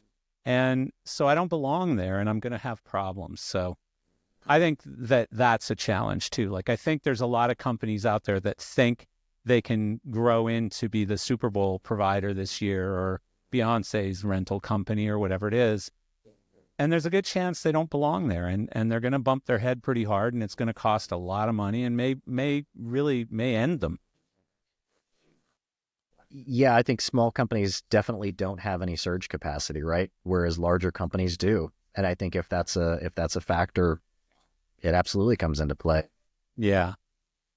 So do you think that the period we're in right now are we in and I'm going to read it to you exactly as I wrote it because otherwise I'll screw it up, transition, stagnation, or growth period right now? I would say it depends who you are. If you're a company that's reliant on 80% or more of your business coming from sort of the sources that we were talking about, if you're really focused in that dry hire equipment rental, box sales, my suggestion would be to get in front of some strategic thinking right away in terms of how you want to future-proof or build some other roadways for that particular business if you're concerned. If you feel like, hey, we're we're kind of softening out here a little bit, or we're stagnating. If you find yourself in that situation, and I know that some of those organizations are, then that's probably, I would say strongly that that's a very good place to be thinking. If you're more of a 50-50 mix and you have some other diverse lanes of travel, labor and equipment, and maybe you do some design and install features, then I think you probably still need to, you will always benefit from future thinking, but you're probably going to have a much better year in terms of statistically. What I'm saying is one man's opinion, right? But I think in terms of the data that I'm seeing and what I'm experiencing with groups that I'm working with, that seems to be pretty clear to me, that you really need to thoughtfully plan ahead and again, ask for that outside perspective, ask for that weigh in, because this is the moment to do that. If you're in one of those 80% companies I just mentioned, and you've been waiting for the right moment to think about what's our next strategic move, this is your sign. Yeah. This is the moment to do that for sure. If not, I think you are in a different area to be able to do that. The other thing I would say is, if you're a company who's heavily balanced in the labor market and the labor provision, maybe you're a labor broker, or maybe you're one of the companies that offers gear and labor and design build, and you sort of do it all, but you have a really robust usage of labor. You've got a big labor force. Think about getting involved with some of the workforce initiatives that are out there. If you're somebody that has a big training program and you have a skill set matrix, and you're trying to build talent for your own business, there are some very good, very important efforts happening right now to do that for our industry. And that would be another area I would say, don't wait, get involved. Yeah. But so, one of the things that I've had some conversations with a few, call them sort of mid-level private equity owned companies, or at least private equity partnered companies, who have sort of been sitting on their hands for the last year or more. And several of those people, or at least I shouldn't say several because it sounds like a big number, but in the last week, I've spoken to 3 different companies who have all basically said the same thing to me, that by the end of 25 or early 26, they're going to be acquiring more companies. And they see that that's the sort of atmosphere we're going to be in by the end of 25, early 26. Yeah. And, drilling down into some of those reasons, they feel like there's going to be a capital crunch again on those businesses. Businesses are going to need help from some more patient capital. They feel like there's going to be another inventory problem, and where companies are finding themselves left out on some of the new inventory, which is another thing I want to get into, some of the new technology that's coming out right now. Or whatever the reason. But is that something that you think matches with what you've learned as well, or what you've heard? It does. So those groups, as you might imagine, are very strategic in their thinking. They're looking several years out. They're watching this ebb and flow that we've lived through over the last few years. And they've already done exactly sort of what I mentioned a minute ago of, if this is your moment and you haven't put together some future plans with bigger ideas and bigger influence, now is your moment to do that. They've already done that. And so because of that, they've looked out to that 25, 26, and they know that 25 is likely to be a very good buy year for some of those companies who have plateaued a bit in that space. So yeah, I think that's exactly right. Does it also have to do with cost of capital? Like, is that one of the big things that they're looking at? Like, as their cost of capital goes up, their desire to buy maybe a little edgy, companies or whatever goes down. And especially like our industry is, I wouldn't say unique completely, but it's special in its need for capital, for CapEx in particular. Like this massive need for CapEx in our industry seems to be different than most. Like most in most industries, you don't have to spend, half of your sales every year on buying new gear, buying new inventory. So Um, Speaking of inventory, one of the cool things, I guess, what happened, if I look backwards into the crystal ball a little bit, you can see that when COVID happened, obviously a lot of companies stopped spending on research and development in our industry. We're not talking about, multi-billion-dollar companies where they could just spend because they know the sun's going to come out at some point, and they can just keep spending like crazy on R&D. Our industry doesn't historically spend a huge amount of money on R&D anyways, in comparison to like, tech companies and stuff like that, where it could be, half of your sales number could be spent on R&D or whatever. But so what happened is, I think when 21, 22, 23 happened, what we saw was product that was meant to come out in 2020. And what we're seeing now is stuff that's catching up. And so I think it's exciting times right now for new gear. I think we're seeing the moving light manufacturers in particular are coming out with some really cool new stuff. Some of the companies are still a little vanilla in their new product releases, but a few companies have done a really, and I won't mention names because I still need all of these people to be my friends, but some of these companies have come out with some really incredible new technology, and I think we're really going to start pushing that forward again to where, if you bought lights in 21 or 22 brand new, there's a very good chance that, come 2026, those lights are going to be old technology. Like, we're going to really start seeing some incredible new stuff happening. Consoles, I don't know where lighting consoles are going right now. I would expect that we'll see an MA4 console at some point in the not too distant future. I've heard high end has a Hog 5 coming out. Audio consoles, there's a lot of cool stuff happening there as well.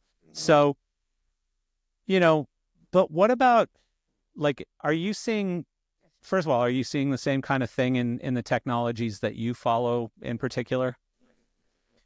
Yes, I agree with that. I think that is happening, and I think that that it goes back to that thought process of what are we sitting on right now that maybe we're not using, and or we have customers coming to us asking for stuff, and we don't know how to sort of connect the dots, right, and get it to market for them.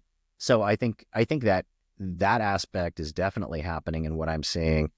I would also say that the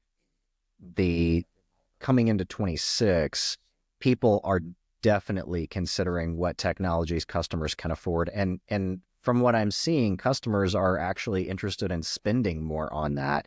There are some, especially on the AV corporate side, I'm seeing that customers are responding to the idea of beginning to grow their meetings back again and be able to have a level of technology that's maybe a bit better than it's been in the past. They're still coming online, but they are certainly pushing that direction. And so I think the trend does support that by 26, we're going to see a lot more asks. But strategically, again, like if I'm a $5 million rental company, most of my customers are not national touring acts. Most of my customers are not, the largest tech companies in the world. Most of my clients are, sort of mid to small level clients. The spec is usually mine. Like, I need to be disciplined. I need to be disciplined and realize that every time one of these sound, lighting, video manufacturers comes out with something just a little bit different or just a little bit better. Like, I think if you look specifically at moving lights, for example, as long as I have LED wash fixtures, LED hard edge fixtures, chances are they have zoom, they have framing, they have prisms, they have all those things that every light has nowadays. Unless I really need for my shows, like for one, you might need IP rated fixtures that you didn't have before. And I can see a huge reason to invest in IP rated fixtures. But aside from that, like, should I be doing what we all do with iPhones? And every time a new one comes out, should I be rushing to the store and buying that new one? Or should I be looking at my inventory and going, you know what? My EBITDA this year went up to X, whatever it is. And my current gear strategy makes a lot of sense. Like, and I flip-flop on this a little bit because I always liked the Bob Cannon model where, at 2 years, no matter what, something was put up for sale. And Mike Cannon, the son, remarkably is incredibly similar in his strategy on gear. And, for that reason, you always end up with the latest, greatest stuff. It's in good condition. It's going to work when it gets out on the show site. And you know that it's going to maintain a certain level of value on the used market too. But if I'm a client that has hired you and I say strategically, what should I be doing? What are you going to tell me? I'm going to tell you to look at your customer set and think about your customer expectations. What do they expect? Because that's going to drive your demand, right? Yeah. And I have a client that's very much in this spectrum right at this very moment. So this one hits home for sure. And I would say you probably are in a place where you want to buy some different gear. But before you buy that different gear, model it out. And what I mean by that is take the time. Sorry. Oh, that's a beautiful song right in the middle of our right. podcast. I apologize. I didn't realize my Mac was going to do that. One of the things that I think is really important is model it out financially to figure out what your rate of return is going to be on this and how quickly you think you can pay it back, and have a couple of stretch goals for a couple of things. So I think what happens for people is they see a lot of things that they think are really cool, because there's a lot of really cool things out there, but they invest too much on check them out technologies that, that are that top end of like, well, let's check this out with our customers and see how it goes. I think you should do that, but I think you should narrow that to to say, look, our capital budget, we're going to put 10% towards check them out technologies, and the other 90% we're going to put towards equipment that we can verifiably, or at least rationally say, we're going to repay this equipment in a certain period of time. And there's some magic numbers around that. Yeah, what do you think that period of time should be? And I guess it's different for all different levels of companies, but is there a, in general, number? Yeah, in general, I would say because you gave the AV example, I think you need to be able to pay that off ideally within the first 6 to 8 months to a year. Wow. is a pretty good framework, in my opinion. Now, that's of technologies that are sort of in the, high-end video or lighting categories, particularly. Audio may have a little more malleability. Obviously, rigging has a much longer lifespan, and it's not, the technology there isn't changing very quickly at all, right? So you have to really qualify which pieces of gear you're talking about. But I would say if you're getting an initial rate of return that's, north of 60% to 100% in that first year period, you're in the ballpark. Oh, that's a shorter number than I expected to hear from you. I thought I was going to hear 2 years, because that's what I see on so many of the moving light purchases these days.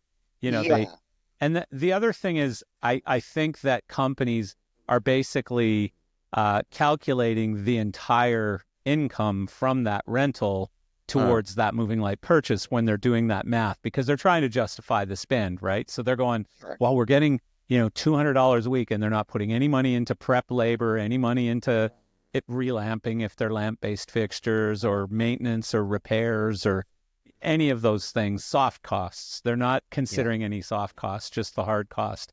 But the other thing that I think is exciting right now is moving lights, again, in particular,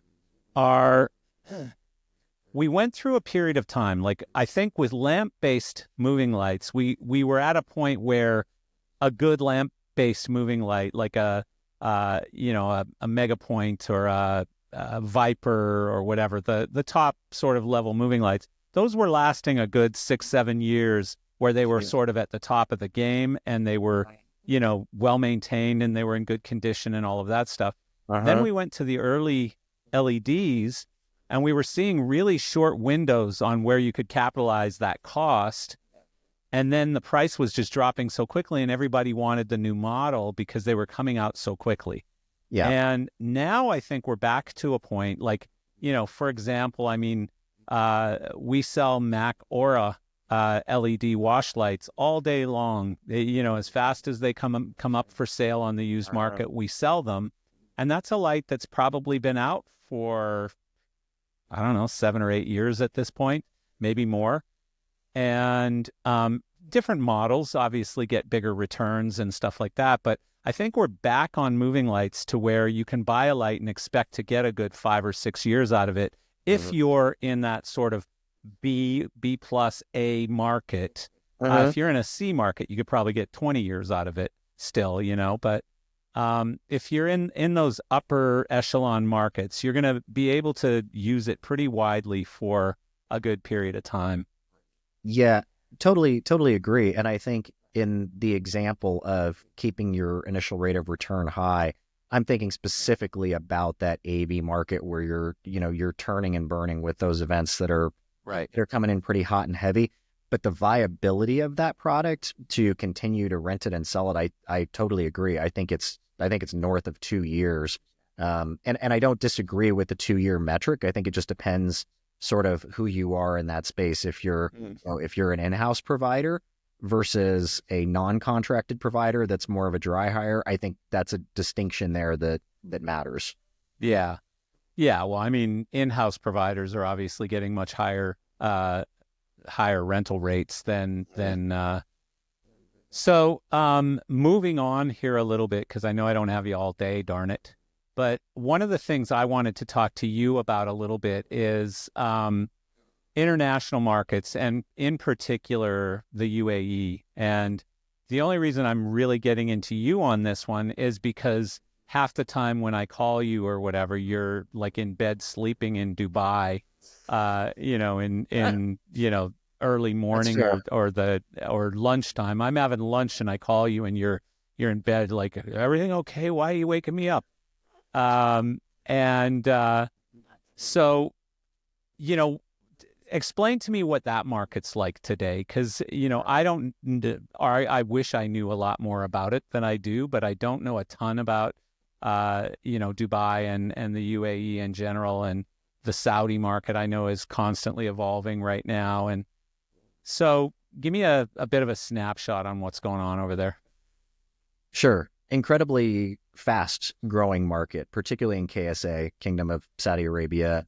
There has been enormous government investment to develop the events and entertainment sector. And it's been done sort of twofold. Number one is that they want to create a more engagement and more attractions and opportunities for people living in Saudi.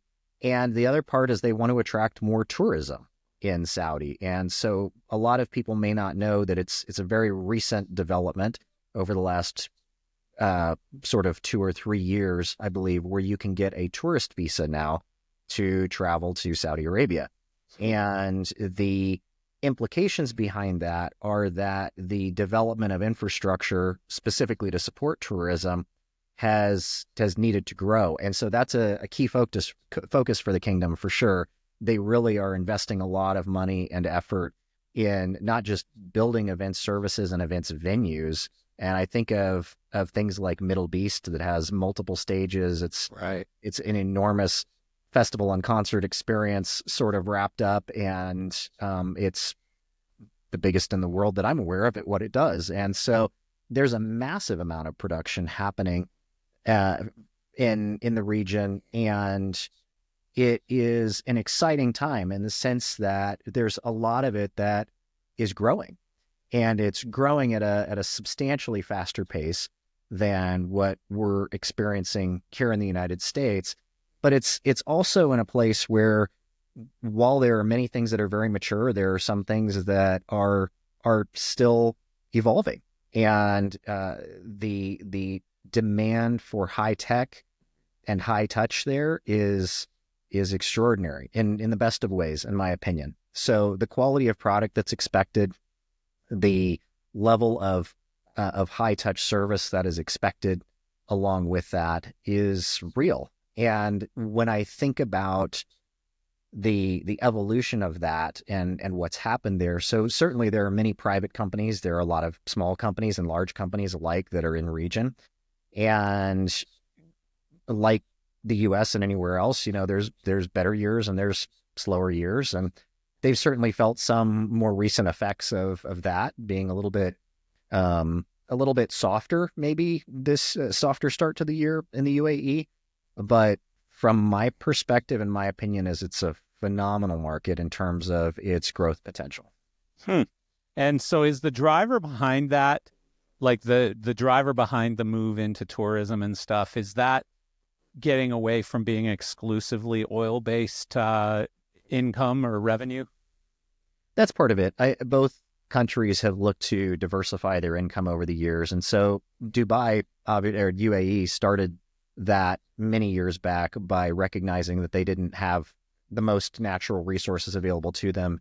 And ultimately, they would have to find other revenue streams. And they, in my opinion, they've done it very successfully. Their tourism market is fantastic. KSA, in similar vein, has tremendous natural resources still, but are looking at how to improve access to attractions and entertainments for people living in Saudi, but also wanting to be able to grow that access to events and entertainment to people coming into Saudi as tourists. So yeah, it's very much that's very much a piece of it. But I would say that Dubai started that process more or less 20 plus years ago, whereas it's really only been in the last kind of 5 years where KSA has had a really focused push there. Well, and is there also, and again, this is just all my impressions of a guy who's an idiot and has never been there, and so I don't have any firsthand knowledge at all, so I'm learning from you.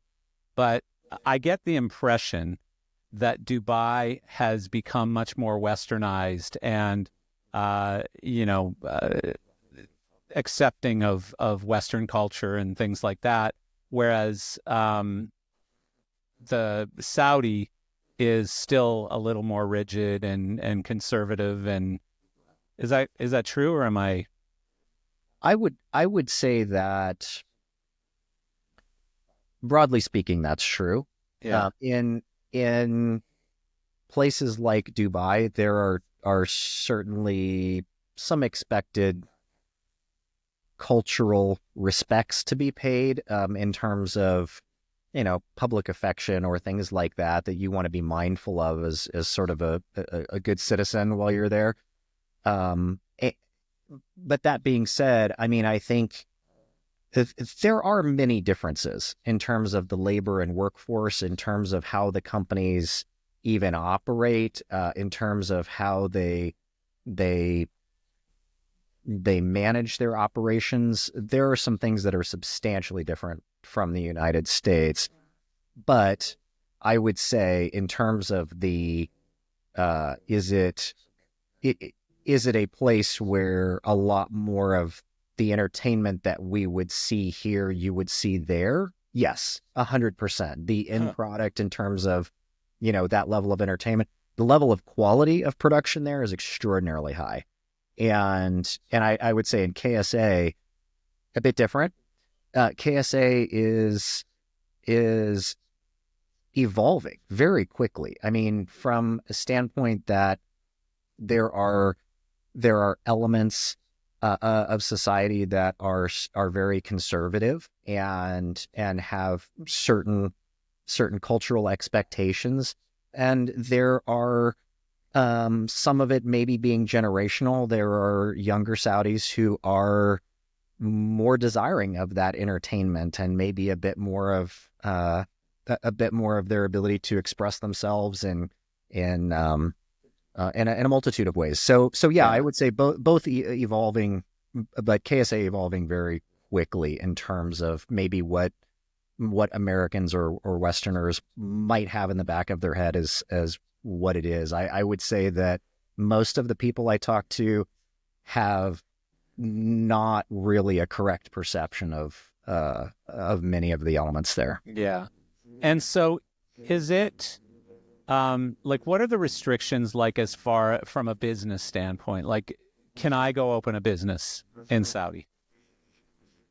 Um, that's that's a tough question, Really? actually. Yeah. So the short answer is yes, you can.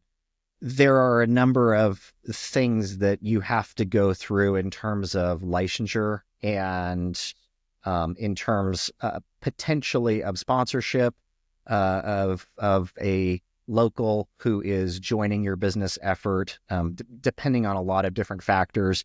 They will have requirements in terms of having a physical office there and maybe even in a certain place. So there's a lot to know in Yeah. terms of how to do that. Is it possible? Yes. I would say that largely though, especially if you're a small business, it probably is not going to make sense to set up shop there because it's going to cost you a lot to start that structure and get it in place. But it's possible. What about the big, like, multinational chains, like the Four Walls and PRGs and stuff? Do they have local offices? They do. Okay. And so do they have to do that with local partners? So it depends. The rules have changed quite a bit, and the rules between KSA and UAE, while similar, are not entirely the same. Okay. So in UAE, it is possible to be entirely owned without being a local, but there are some provisions to that and a fair number of complexities. When you're looking at larger organizations like that are able to put a footprint, put a building, and hire locally and maintain a certain level of staffing locally, then you can begin to enter that equation and have an office there. But yeah, there's a lot of Sounds rules around complicated. it. Sort of in comparison to what we talk about in U.S. business, yeah, it's a bit different. Yeah. What about gear? Like, I remember with a different company that I had, um, back, this was a long time ago, maybe, I don't know, 16, 17, 18 years ago. And we were selling product into Dubai, I believe, and it couldn't be Chinese made product. Huh. Are there any kinds of restrictions like that? Like you can't sell used product there, you can't sell product of certain origin there, you can't, that you're aware of?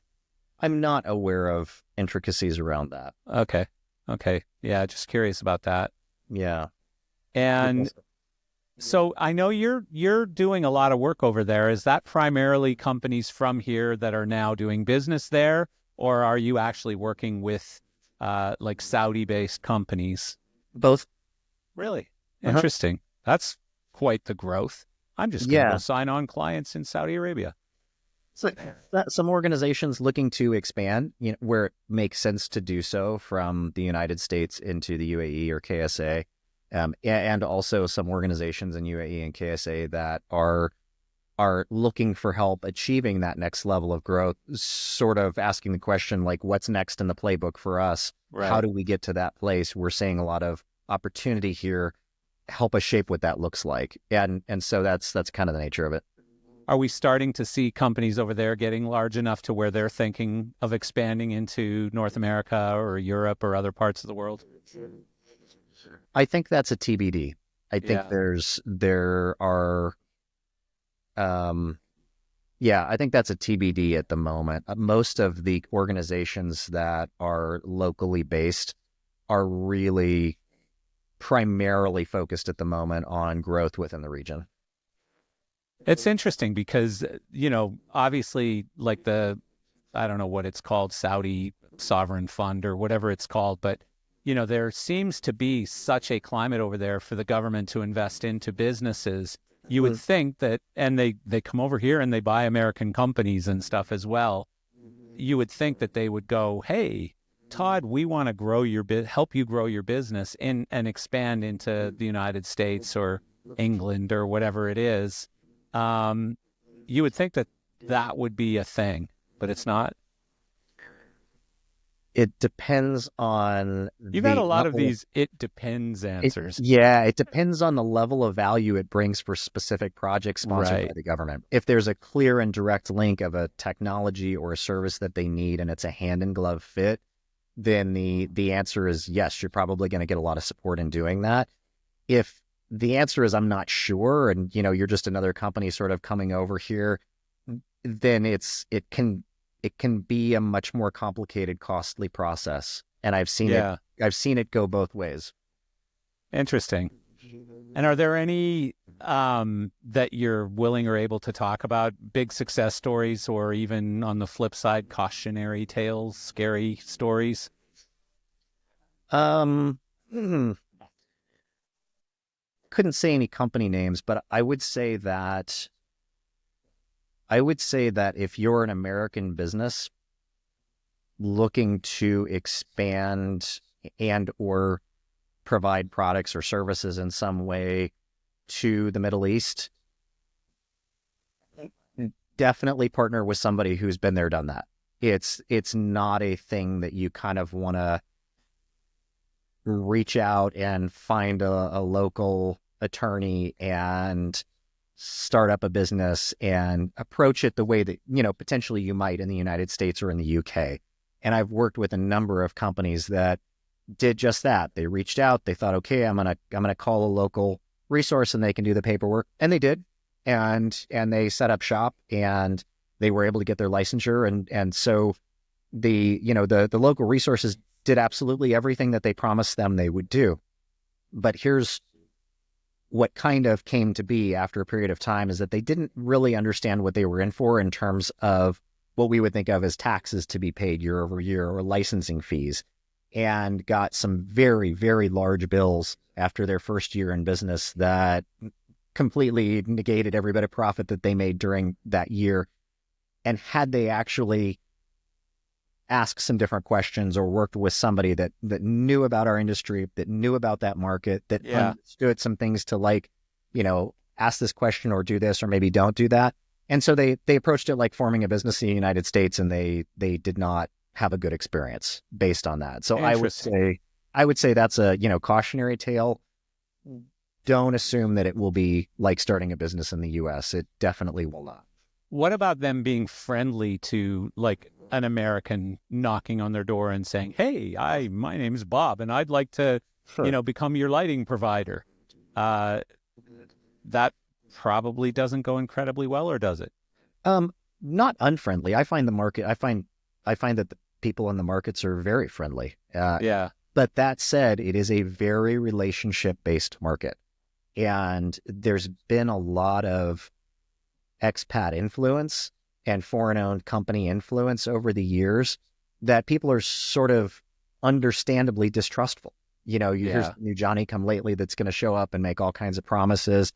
And when they realize they have to get on a 16-hour plane ride to go from the United States to Dubai to actually engage and be present and be a real partner, they lose interest real fast. Yeah. And so I've seen that play out many times. So as a result of that, a lot of people in the market, as I said, very understandably, kind of want to see you produce some results first before they engage you. And so all that to say, if you don't have a really good plan or already some history in the market or working with somebody who has history in the market, it's going to be a very tough road. And I would Yeah. strongly discourage just jumping in like that.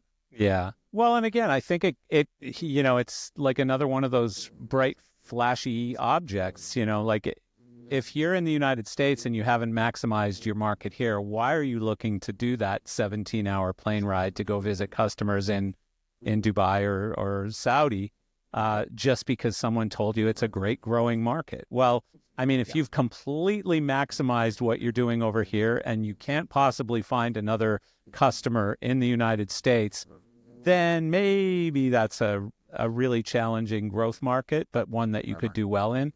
Otherwise, like, focus on what's next door before you go flying that far to chase a customer. One of the last big topics I want to get into, because I know I can't keep you forever here, is sort of a nasty word in our industry some days, or a really good one. It depends on which side of it you're on. But private equity. I think in some sense, private equity gets a bad rap and shouldn't. And I had this argument with someone at LDI. I won't mention his name because he was angry for some reason that I still to this day don't know, because I'm not on, like he basically took me to be saying, that private equity is really good and it's great for the industry and great for the world and all this stuff. My statement that I had made to him is the size of the shows have necessitated a need for capital that's not available through conventional sources. You cannot go after a Beyonce with a bank loan. You just can't. So if I want to go after Beyonce, I'm going to need to get a serious amount of capital from somewhere, or Taylor Swift, for example.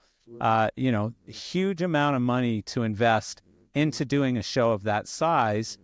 And I won't say it's impossible for a privately held company, but if you look at like Bandit and Upstaging, those are two really great privately held companies that don't have private equity in them as yet anyway. And those two companies can go after virtually any size show they want to. They're well established. They're very profitable. They obviously have good sources of capital when they need it. But for most of the rest of the population, they need that boost when they're looking to go after a larger base of clients or a larger type of client. And so I do see a place in this industry for private equity. I've also seen some negative impact from private equity too, some of the bad things that have happened as a result. So, how do you look at both the plus and minus of private equity as it is related to our industry, whether it's, backing roll-ups or just backing a large company and taking part ownership or majority ownership or whatever in that larger company? But how do you view this whole topic? Yeah, it's a great question. And it's a space that I sit in a lot, as you know, sort of being between a company owner or founder-led business that might be in the process of being acquired by private equity, or might be looking to a private equity company that owns an event-based business, and they're looking to grow it and sort of figure it out. But they're realizing that the traditional methods of what you would normally do somehow fall a little bit flat when you apply them to the event industry. There's some accounting foibles and differences that don't sort of line up the same way when we look at how event projects are spaced out. They're not always very clean. In fact, they're almost never clean month to month. There's true. So there's a lot of things that affect that. And I agree with you. I think that there are definite pros and cons. My feeling is you can get into a really excellent situation if you have a private equity group or an investment group of any variety who is really thoughtful about what they know and what they don't know. And in those groups who are looking to invest, but say, for instance, maybe already have assessed that they don't know how to run an events business. That's not a company that they've had in their portfolio before. It's not anything that they've done personally. I think the greatest piece of wisdom there is to engage somebody who does know and who has, and also who sees both sides of the coin, right? Who looks at it and says, okay, from an investor standpoint, what are the metrics, what are the success measurements you really need in order to make this a good investment for you? And equally, to the owner, to the founder or the group of owners, what do you need to feel like it protects the DNA of what made your business special to begin with? And if you can bring those two things together, it can be magic. It can be really, really good for everybody involved. But I do think that there's a kind of a set of things that you have to flesh out between each other to have some guardrails and say, okay, this is an area where we're going to need some help. And I also think there's some common misconceptions. So from a founder standpoint, I think a lot of founders look at private equity as a checkbook. And they think, hey, they're just going to write the check and it's going to be great. And there's an endless pile of money behind it. And so we can invest and I can hire 10 more people, right? And all the thoughts that sort of go down that road.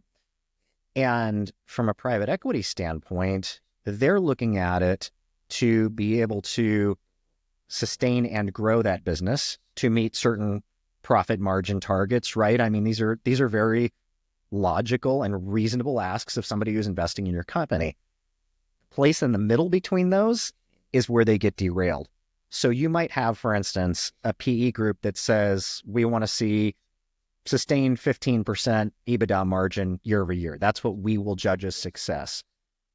And when I look across the table and I look at the founder, their eyes are about this big around because they've never sort of processed it that way as like, I have to hit this certain target, right? So then what happens is there's a fear and there's reaction. And that's the place where those things usually get sideways. So if you can be in that space in between to say, okay, let's take a pause for a moment. You're looking for 15% margin on this ongoing. You're concerned because you haven't really aimed at that before and you're not sure how to measure that. Let's put together a structure that respects both sides of what's happening. And I would say 95% of the time, if you can get to the root concerns, you can get to the solution. It's most of the time I find myself thinking, what's the conversation we're not having that we should be? And because people will react. And once they're reacting, they're not thinking about like, okay, oh my God, I'm so scared about getting 15%. Yes, but remember we looked at your pipeline and you have a customer segment that's untouched that meets exactly what products and services you offered, but you've never built a marketing campaign to go after them. So let's talk about how much money that actually constitutes. Oh, that does it for you. You get a blended margin above 15% and you get the revenue target. Yeah. And then suddenly the walls start to come down, right? But I think that's the conversations you need to be having. Yeah.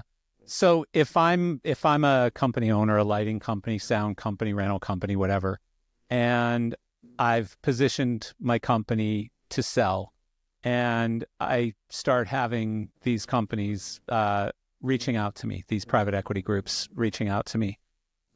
First of all, how should I prepare myself or my company? Like what are the things that I'm going to need to be thinking about? And obviously this is, a week-long training coaching session for you just to go through this, but give me some real high-level sort of pointers on how can I be prepared for that first meeting with that private equity group, and what are some of the things that that I'm going to need to be thinking about, I guess. Yeah, that's a great question. I would say for a first meeting, you really want to be prepared with data. They're going to want to know quantifiable figures, stats around what your business is doing from a revenue standpoint, from a profit standpoint. Give us some high level commentary on here's the buckets that revenue arrives in. What's your revenue mix? Tell us a high level overview of your customers. Who are you selling to? Tell us why any of it matters. Get me the highlights of why I should care about buying your business. And my observation is a lot of times founders can come to it with a lot of emotion. And I would say, do your best to try to just step back from that. Know that none of it's an indictment. When they're asking questions from a place of just purely looking at the numbers and trying to make an evaluation from that. It's not an indictment on whether you run a great business or not. It's not an indictment on whether or not your business can actually grow the way that you think it can, or whether your brand is as loved as you might emotionally feel connection to it. So I would say definitely organize yourself, come with the appropriate data. And there are, certain data sets that you're going to want to have in that, but come with that. And then also try to take nothing personally.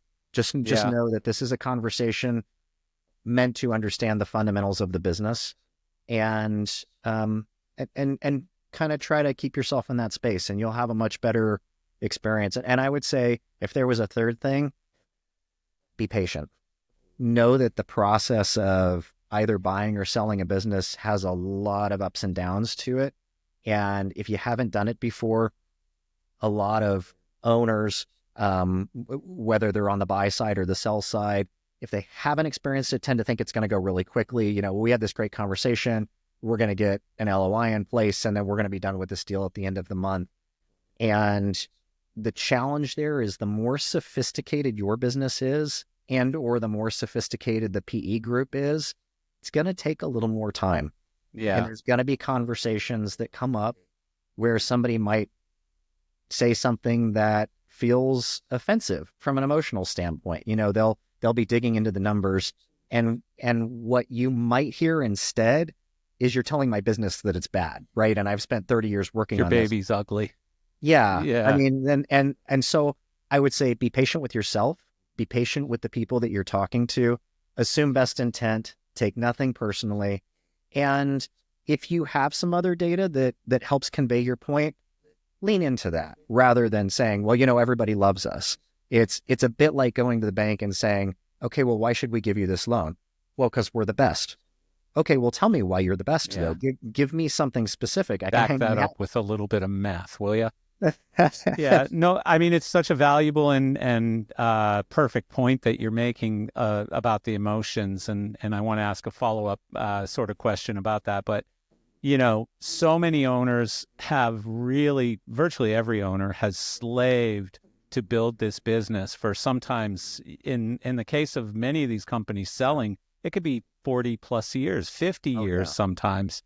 And, so in their mind, I've worked 50 years to build this thing, and, therefore it must be worth $100 million, Well, probably you worked about 5 years to build the thing and the next 45 to burn it down, in a sense, too, So, like the fact that you've worked in it for the last 50 years really just means that it gave you a paycheck. And yes, you might have been growing it every year for those 50 years. Chances are you weren't. And, but keeping the emotions out is so important, yet so incredibly difficult because it's your baby. You've literally, this is all you've done the last 50 years, and it must be worth $100 million. So when they tell you, I'm sorry, but it's probably worth 15 million or whatever, your instant reaction is to jump across the table and beat the guy, but that's probably not going to make a deal for you. So, I mean, so why is it, and is this just part of exactly what you're saying right now? Why is it that in a relatively short time, so many founders end up on the outs with the private equity guys, and the relationship becomes adverse fairly quickly in some situations? And, there are a few situations I'm aware of where years into it, it's still a great relationship between the former owner and the private equity company. But what are the things that tend to make that a problem? Communication. Really? And having clarity on what it is you should be communicating and when. So one of the things that most of us in the events industry, if you've been on that side of it, you're behind the scenes. We're really bad. Most company owners and founders in the events industry are really not wired to get out in front and shout about their success and shout about who they are and be really sort of crisp about all of the pieces. It's just not really the industry that we're in that way, right? It goes better if nobody notices what we do, right? They're looking at the lights and they're wowing over the talent and the incredible staging, right? And so event company owners are by nature sort of hardwired to not go out and shout about themselves.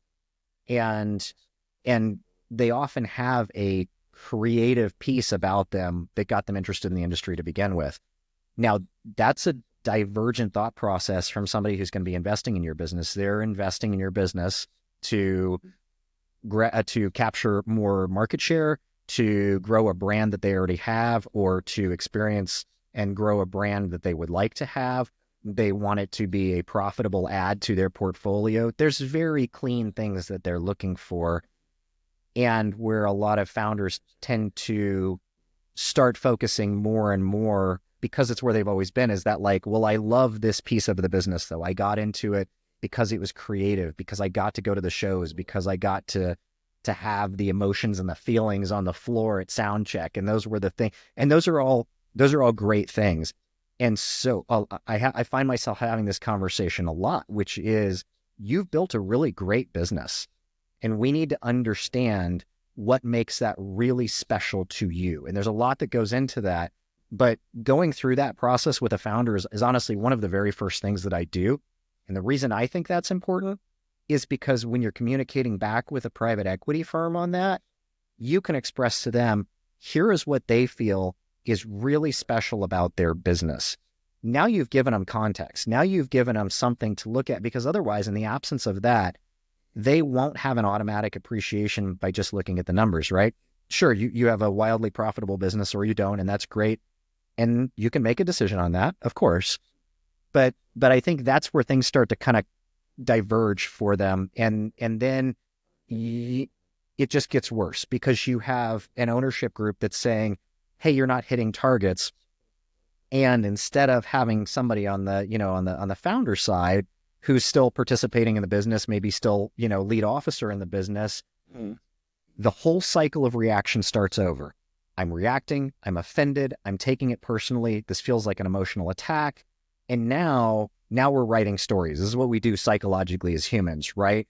You think I'm bad, you think I'm incapable, you think I'm not worthy of being in this position, right? And so then you get adversarial. And there's a lot more to it, but these are very known constructs, and there's a good way to stop that and diffuse that bomb from happening. But you have to have been through it enough times that you kind of know, okay, everybody at the table, this is a bomb, and we're going to diffuse it before it explodes on us. And here's how we're going to do that. And here's the best way to integrate what's happening. But is there an ideal period of time that a founder who is selling their business to private equity should expect to stay in that business where it's healthy, it's productive, it's et cetera, but then they need to be planning to move on? I would say 3 years.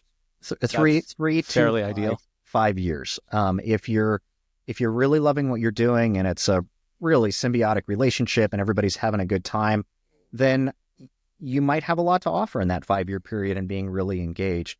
I would also say that that's another conversation that I have with founders as a part of the what's really important to you in this exit. And most of them will say, well, I don't mind staying on a bit longer if I'm having a good time. Let's talk about what having a good time looks like for you. What is that? Say more. What does that mean for you? And you can, because you need something really specific to be able to articulate to an ownership group.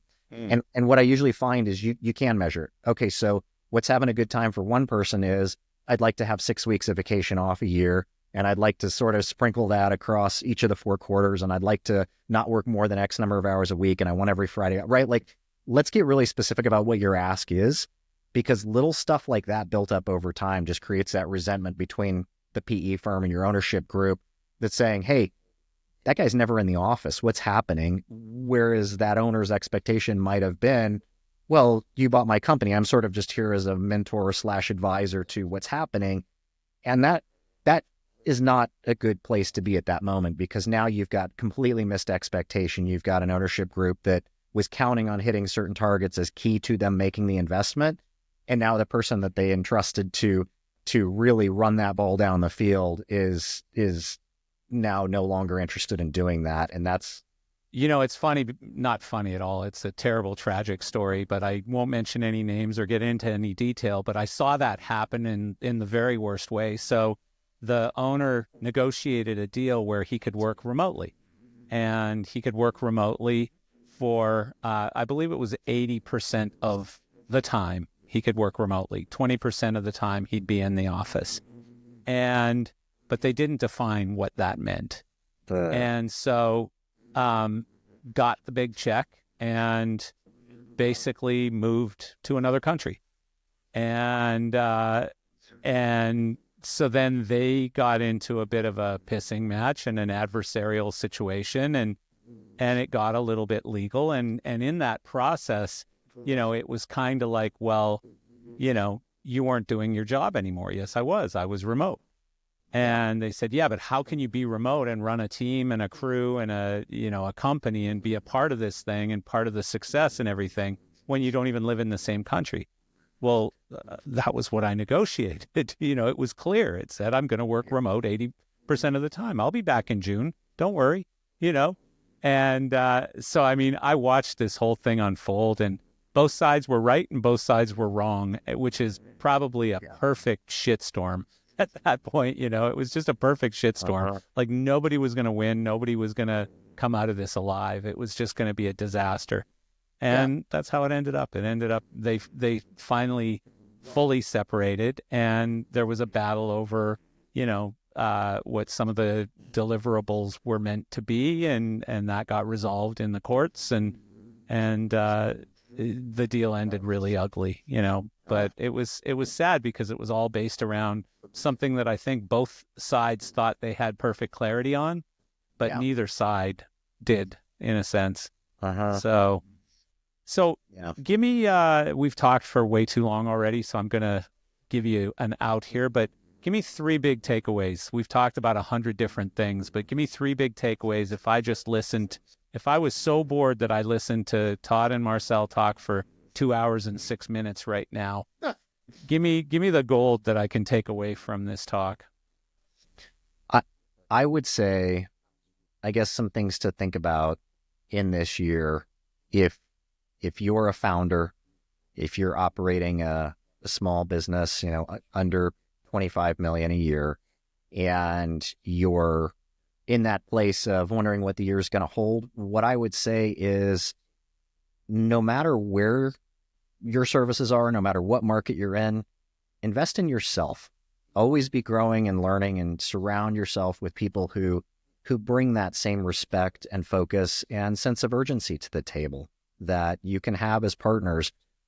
I would say that most people who are business owners, founders, even executive chairman for boards, portfolio company board directors, they've lived through different variations of how to run a company and what their personal bias is. We all have one, right? We all look at our own experience and say, hey, that's the only experience that's ever been. I would say the number 2 thing is reach out for perspective. Don't be afraid to find a voice, a partner, an advisor, a mentor. Have that person who you trust that will be a positive, productive part of your ecosystem, not just anybody, but somebody that you trust in that space that can help infuse some thoughts, challenge some areas, and think about it in a peaceful, positive way. I would say don't be afraid of doing that, and especially if you're somebody that is already feeling overwhelmed. A lot of people wait too long to say, I need help, and a lot of people are still sitting there with sort of those 3 things that I shared with you. Do I have more tactical things on my calendar to do today than strategic? Do I have more than 7 direct reports? Do I have feedback coming from my direct reports that maybe I'm canceling a lot of calls or meetings with them, or that I appear overwhelmed? These are good indicators that it's time maybe to think differently about what you're doing in your business and be open to that, because it won't change unless you change those behaviors. And as the leader, you're going to set the tone. So I would say those are really, really key areas. The last thing I would say is workforce development matters. We're in a point in our industry where, regardless of whether you're on the equipment side, the labor side, if you're on that design and build side, or on the contracting/construction side, we're all looking for people who are capable and can be a part of the projects that need to move forward. If you're an organization that is needing people, remember that one of the biggest things we can do is help on-ramp people into the industry. Help let people know what matters. Let them know what skills matter, what they need. Give them the roadmap to be successful in that. So that's what I would say. Awesome stuff. And by the way, the number 2 one, you're that guy for me. So I have 2 or 3 or 5, maybe less than 10 people who I really trust to have those types of conversations with, and you're one of them. And so I appreciate you for that reason. And also because of that, how can people get in contact with you? And folks, this is not a paid endorsement. This is this is a personal endorsement. This guy's really good. He helped my business. He continues to help my business. He helps a lot of other businesses, and smart, just great guy to bring on board. So how can people reach you? I really appreciate that. A good way to reach out is message me on LinkedIn, or you can contact me on the website at ventana-capital.com, or you can email me at tspencer@ventana-capital.com. Beautiful. Thank you so much for doing this. And thanks for all the advice. And hopefully people will actually heed some of it. Oh, thanks for having me. I always love chatting with you. All right, Todd. Thanks.